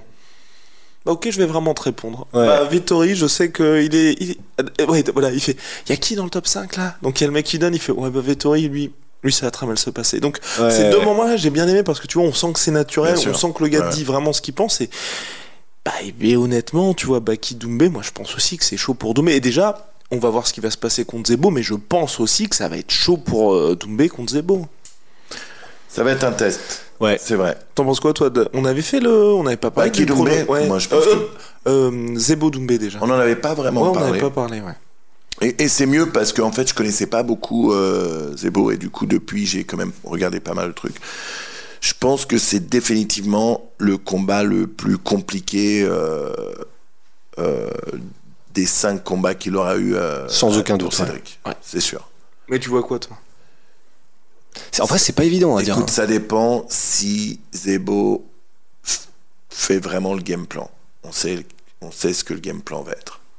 Et s'il essaie de rester debout, ça sera très très dur. Oh non. Même si il a un bon stand-up, ce serait quand même une erreur. Ouais, 100%. Maintenant, si c'était Baki et Cédric, il y a une raison pour laquelle avant le PFL, quand les gens parlaient de Baki à Cédric, il regardait au plafond en sifflotant. Tu vois ce que je veux dire? Hein? Non, faut dire ce qu'il est. Le mec, c'est un monstre en pied-point. Et chaque chose en son temps. Bien sûr, si ça reste pied-point, je veux dire, c'est comme si on mettait un mec qui venait justement du judo dans un combat de kickboxing. Les chances que le mec batte Cédric, ce serait compliqué. Là, tu t'intègres le ground, le grappling, tout ça. Là, ça risque d'être beaucoup plus compliqué. Ouais. Mais en vrai, j'ai tellement hâte. Enfin, parce que on va savoir. C'est parce qu'effectivement, j'ai aussi du mal à croire que du coup le game plan ce sera autre chose que plonger dans les jambes et soit le slammer, soit le noyer. Ouais. Mais donc ça veut dire que on va savoir où en est Doumbé, on va savoir où il en est face à quelqu'un qui va probablement arriver avec de la lutte en enchaînement ou en tout cas vraiment laisser le mettre dedans dans le grappling quand ils vont être au sol, et on espère que ça arrivera parce que on saura après ce combat-là, si on a des phases comme celle-là, ça va nous donner une bonne idée de la trajectoire de Cédric pour sa carrière. Bien sûr. Attention, par contre, il s'entraîne avec des gens sérieux, Cédric. Donc, on sait très bien que là, il est en train de bouffer du grappling. Ouais. Et contre des mecs qui ont un niveau de fou. Donc, et il sera puissant parce que probablement qu'il va cutter beaucoup, il va arriver, ce sera un tank. Bien donc, sûr. Non. Attention, je suis pas en train de dire que c'est un mec qu'on prend à la légère non plus, juste parce qu'on pense qu'il a pas de grappling. On sait que, et puis c'est un super athlète aussi, donc on sait que son niveau de grappling a dû exponentiellement progresser, quoi. Exactement. Exploser. On verra. Moi, je suis un peu descendu du train. Oh. Donc, moi, je suis un peu descendu du train. Après, j'ai pris le bateau. Je suis descendu du bateau. Après, j'ai pris le bus. Je suis descendu du bus. Là, j'ai pris le taxi.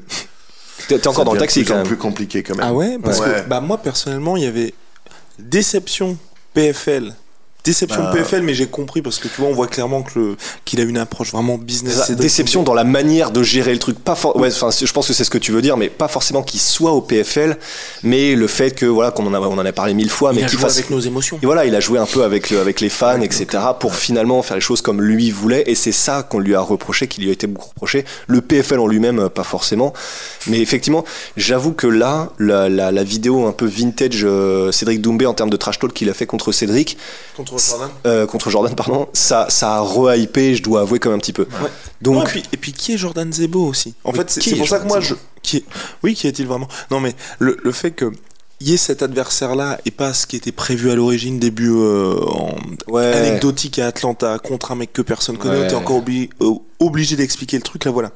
Il a son main event à Paris contre un gars qui peut très bien le battre et où on n'est pas sur du 50-50, mais on est sur du 60-40 en faveur de Cédric Doumbé, mais où il y a beaucoup de risques aussi. Ah, tu mets 60-40 ? Ouais, en faveur de Cédric Doumbé. Pour le match, pour le combat ? Ouais. Damn. Ouais, je mets quand même favori. Ah ouais, waouh. Putain, j'étais pas là du tout, moi. Non, je mets quand même favori. Et en gros, moi, je mets favori aussi. 70-30 plutôt. Ah, voilà. Ouais. Wow. Ah, ok, j'ai l'impression d'être 85. Non, mais en gros, ce que je veux dire, c'est où il y a vraiment du danger. Et c'est pour ça que là, je remonte un petit peu dans le train parce qu'on n'est pas dans une situation où tout lui est donné, où en mode, tu pars. Là, il prend un énorme risque. Voilà, en mode les joueurs de foot qui partent aujourd'hui en Arabie Saoudite où tu sens que ça va être un petit peu tranquille, tu récupères l'oseille. C'est très bien, mais tu te mets pas dans une situation compliquée. Là, t'es à Paris, début au PFL, contre Jordan Zebo, un mec que personne ne connaît, et en plus où t'as ce côté spectre de Fernand Lopez qui va être là.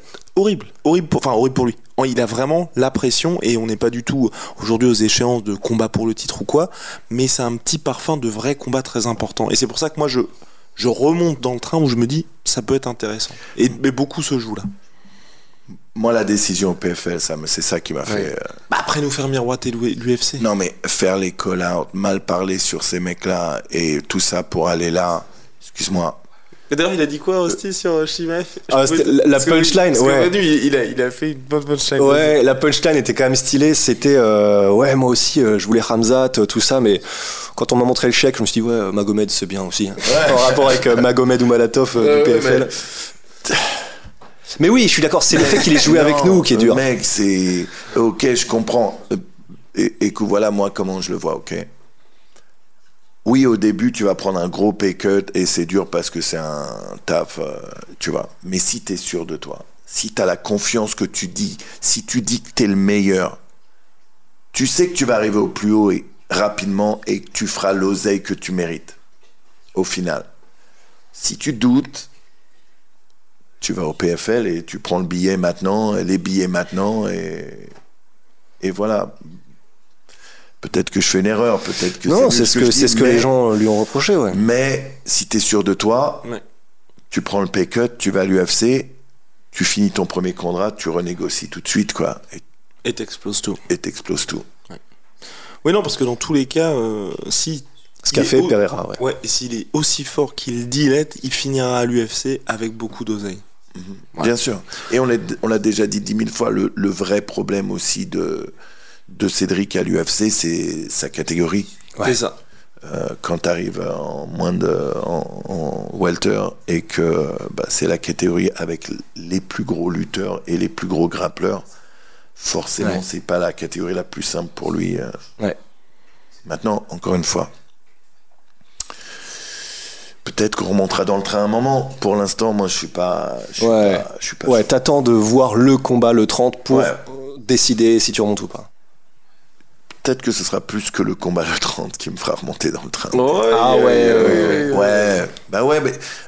Moi, il me faut 2 combats. Écoute, on en est là au PFL. C'est super, tout le monde parle du PFL, l'investissement. Peut-être qu'ils vont acheter le Bellator. Le Bellator. Super. Pour l'instant, donne-moi 10 noms de combattants au PFL. Oui, c'est sûr. Voilà, c'est sûr. C'est tout. Francis Ngannou. Vas-y, allez, on l'attente. Jake Paul.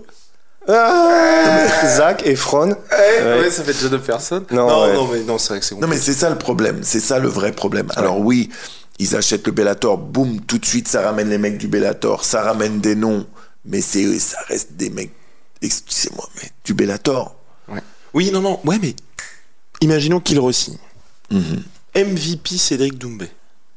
Ouais. Non? Bah, en fait, le problème, c'est que je vois Cédric Doumbé buter MVP, en fait. Moi aussi. Ouais, moi aussi.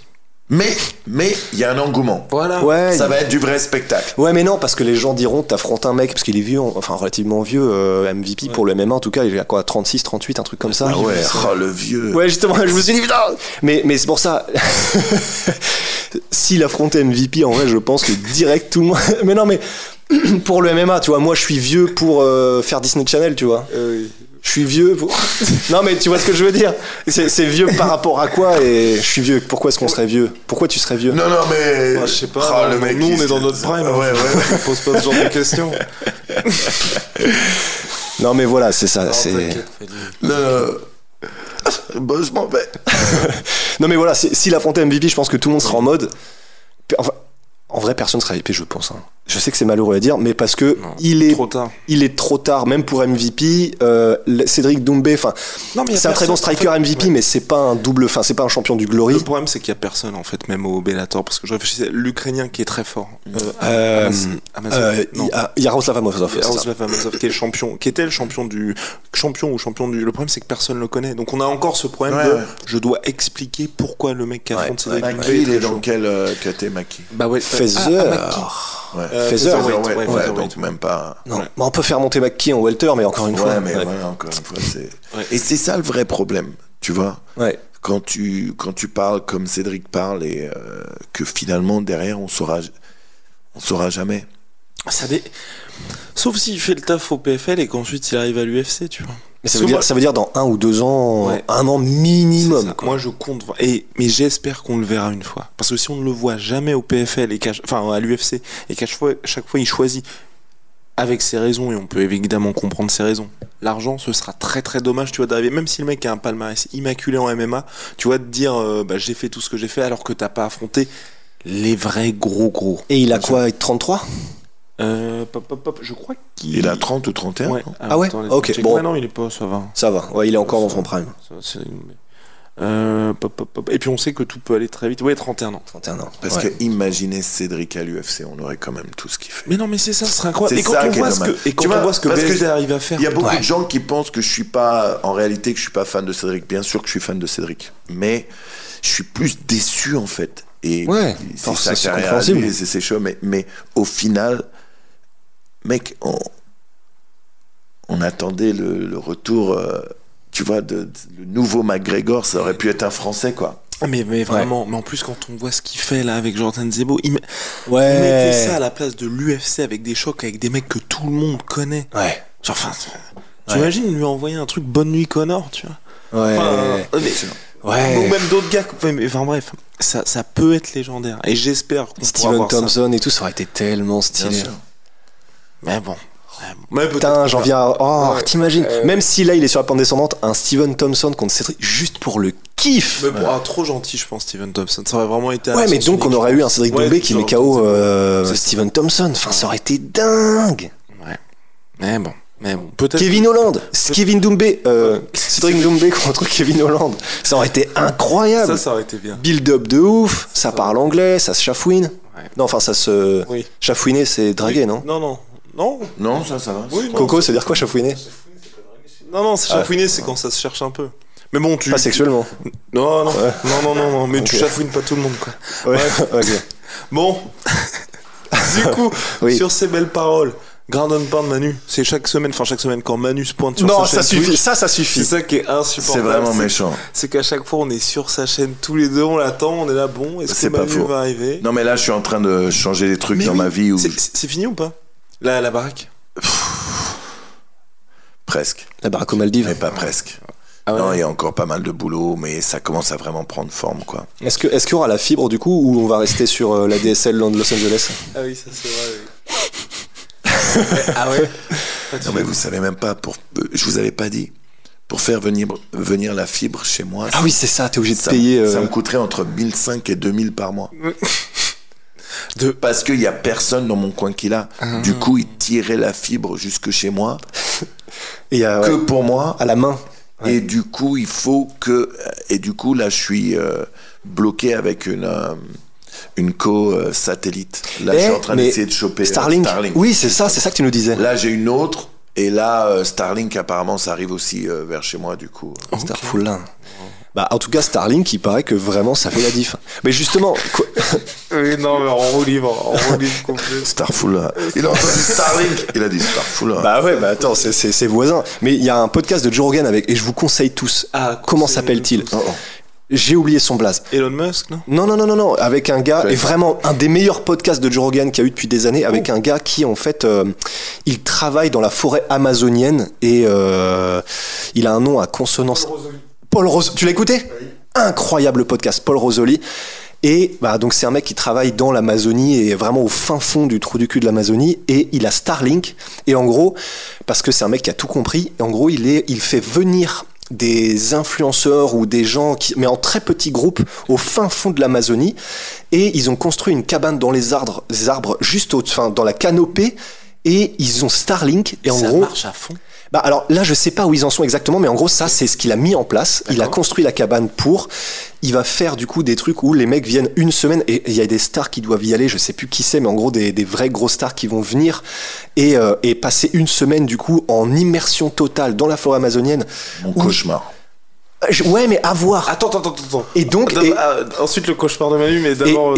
Et en gros, du coup, ça va être. Ils ont construit une cabane dernier cri où elle est magnifique dans le plus gros arbre. Enfin, tu sais, le livre de la jungle, le plus grand arbre de la canopée. Tu te réveilles le matin. En gros, il disait Paul Rosoli, t'as 5 espèces de singes avec 40 machins qui te regardent, 40 oiseaux différents. Ah, mais donc eux, ils sont bien alors. Ah, ils sont extrêmement bien. D'accord. Et donc, ils sont bien parce qu'il y a une salle de bain, confort. En fait, il a tout fait parce qu'il a tout compris. Parce que ce qu'il veut, c'est sensibiliser à la cause de la conservation de la forêt amazonienne. Et comme il est smart de ouf, en gros, au-delà d'être sur les réseaux sociaux, de faire des trucs trop stylés, où il est avec des animaux incroyables et des machins, parce qu'il sait que c'est par l'image que ça passe, par la com, bah, il fait ça, et il va le faire avec des influenceurs où il les fait venir, et il fait ça. Et donc, ils seront pendant une semaine en immersion, et ils ont Starlink, et donc, ils ont un internet, mais limite 4G si ce n'est 5G. Donc en vrai, Starlink, il y a moyen que ça fasse la diff, tout ça pour dire. Ouais, Manu, c'est ton cauchemar. Moi, les araignées, les insectes, c'est mon. D'autant plus que les histoires qu'il raconte sont sales. Hein. Bah non, mais dans l'Amazonie comme ça. Mais vraiment. C'est le mec avec la barbe, non ? C'est un barbu ? Il est barbu ? Vite fait. Non, c'est peut-être pas lui du coup, si tu penses à lui. Un mec qui a un gros un nez proéminent. Je regarderai. Ouais. Mais non, vraiment trop stylé. Et en plus, je vous conseille à tous de le regarder parce qu'il raconte des histoires, mais vraiment, t'as l'impression... C'est Bear Grylls, mais du coup lui, c'est pas en vrai parce que Bear Grylls c'est fait exprès, c'était des émissions faites pour, mais des trucs où il dit je vais dans des endroits de l'Amazonie parce qu'il y a des endroits dans l'Amazonie qui n'ont pas été visités et où t'as toujours pas et où t'as des espèces que t'as encore jamais vues et en gros il y a un moment trop stylé où il dit terrifiant parce que oui mais justement t'arrive des trucs là-bas mais exactement parce que mon père l'avait déjà fait ça. Tard l'époque, 1984. Eh oui, mon père était un aventurier. Donc 1984, il a traversé l'Amazonie et il lui est arrivé des... Il a fait ça ? Mais oui, il a fait ça, Marc. Enfin, Marc. Mon père s'appelle Marc. Rusty l'appelle le macaron. Mais c'est pas vrai. Ouais. Non. C'est limite. Mais toi, t'es un... Pourquoi tu l'appelles le macaron ? Je ne l'appelle pas le macaron. Si tout le monde a été témoin hier. Non. Tiens, regarde, je vais même faire un plug, mais parce que ça fait... Non mais... les gars, un plug de communication. Parce que, et pourquoi c'était une histoire de macaron, on était en train de faire, regarde un peu comme je vais gérer un petit peu, tiens, en parlant de com. J'étais en train on était en train de faire avec Thomas le visuel, parce que du moment maintenant, on va être avec Benoît Saint-Denis pour Onae, notre marque de savon. Regarde, t'as le plug. On va en passer à Manu, faut pas qu'on oublie. Absolument. Allez. Et donc, j'étais en train de refaire le macaron, qui est donc en haut à droite de l'image, qui est le visuel d'annonce qu'on fait un truc avec BSD pour les savons. Et toi, t'es arrivé, je parle de macaron, et il y avait Marc qui était dans la discussion, et je fais, je suis en train de... Enfin, le macaron, et t'as cru que je parlais de ton père. Mais t'imagines, jamais je me permettrais. Déjà, un jour, j'ai tutoyé Marc, et je m'en suis voulu toute ma vie, donc... Ça, c'est vrai. C'est vrai. Enfin... Marc, on s'excuse pour style un peu familier comme ça. Ouais. Oui, de temps en temps. C'était terrible. Mais j'ai du stress post-traumatique de ce que j'avais fait. Genre, je sais plus ce que j'avais fait en mode bien ou quoi, mais horrible. Il a déjà fait bien pire même. C'était terrible. Mais regardez tous ce podcast, voilà. Et en 30 secondes, juste parce que il y a donc vraiment, mais parce que vous allez kiffer. Écoutez ce podcast parce que donc il y a des endroits qui n'ont pas été découverts de la forêt amazonienne, où donc t'as des trucs, des espèces d'insectes, d'animaux qui n'ont jamais été vus. Et t'as des, oui, et il décrivait par exemple à un moment donné où t'as sa copine qui s'est fait, tu sais, le truc que tu détesterais donc. Il était dans les marais, genre à hauteur de ça. T'as un truc qui les pique genre comme ça sur la jambe. Et en gros, horrible truc en gros.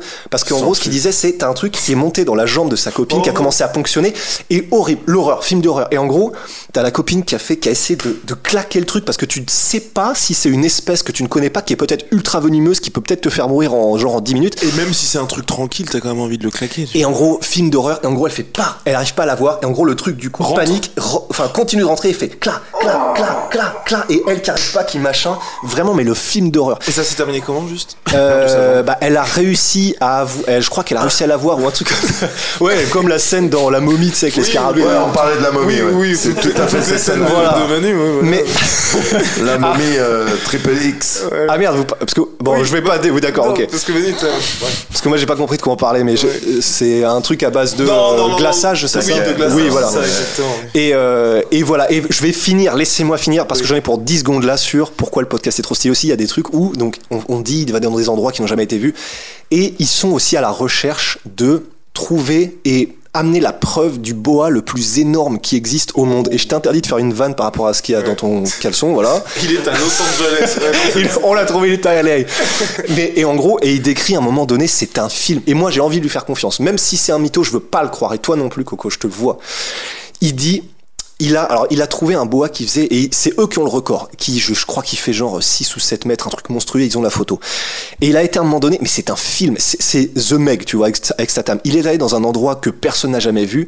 Le truc, t'as l'impression d'être dans un monde de One Piece, en fait. T'as des gros patchs d'herbe qui font une certaine épaisseur et donc qui flottent sur l'eau, mais en dessous, en fait, tu ne sais pas ce que t'as, et donc tu vas de patch en patch. Et il a été dans ce truc-là la nuit avec, en gros, pour essayer de rechercher un boa avec son pote, et il dit, trop stylé, et il dit, on était comme ça. À un moment donné, je vois un truc qui se déplace là à la surface de l'eau. Je me dis, ça c'est un serpent, ça c'est un boa. Ça sent bon ça.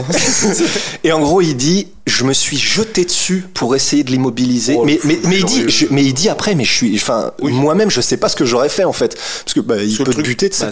Et en gros, il dit, j'ai sauté dessus, et il dit, vous êtes pas prêts. Donc là, on a envie, tu sais, que l'Yeti existe, tout ça. Je me suis jeté dessus, j'ai essayé de l'encercler avec mes bras. et il dit « Je n'arrivais pas à en faire le tour avec mes bras ». Donc, imaginez ça. Moi, j'ai envie de le croire et je le crois. Moi, je le crois et c'est tout. Donc, imaginez. Sauf si le truc avait bouffé un truc. Ouais, mais si t'imagines la grosseur du truc qu'il a bouffé. Même un alligator, tu sais. Un truc comme ça. Il disait qu'il avait chopé au niveau de la tête. Ah. C'est au niveau du cou qu'il avait chopé. Ouais, t'imagines le cou. Ouais, le cou, c'est. Donc, en fait, t'as un boa qui est gros comme un séquoia, tu sais. Tu fais quoi avec ça? Et donc ça veut dire que si c'est réel, ça veut dire que le truc faisait 10 mètres, tu vois. Vous avez pas vu la vidéo où genre t'as un trou dans le plafond et il y a une queue de serpent. Oh putain. Et il tire dessus et ça casse le horrible. Plafond. Ouais. T'as un truc énorme qui tombe. Ouais. Enfin. Ah non, la nature est flippante. Hein. La nature est flippante. Ce sera le mot de la fin, messieurs? Ouais, grave. Allez. T'as du poulet au four? Non, même pas là. Non, pas de poulet. Le poulet n'est pas dans le fond. En tout cas, merci de votre fidélité. Tous les dimanches, quand Manu est motivé sur sa chaîne. Ça suffit. YouTube. On est mieux quand il n'est pas là. Ouais. Là, ambiance quand il n'est pas là. On parle pas trop de MMA, mais. Mais qu'est-ce qu'on s'amuse là de pas avoir quelqu'un qui. Il y a que quand Guillaume est là qu'on parle de MMA en fait. Je te jure, les vieux podcasts. Faut quand même suivre les actualités. Là, fallait rendre à nos superbes athlètes tout ce qu'ils ont fait. Incroyable. L'année dernière. Et lui, il est trop cool. Lui, oui. 8 victoires quand même sur 9. Sur 9. Non. Oui, bah il y avait forcément, oui. Avec Will et Yanis, ça fait 7 victoires sur 9. En fait, je rajoute Volkan dans les. Ah, bah oui, bien sûr. Cocorico Volkan. Ouais. Allez. Donc ça, c'est incroyable. À la prochaine. Ouais, prochaine. J'avais pas envie qu'il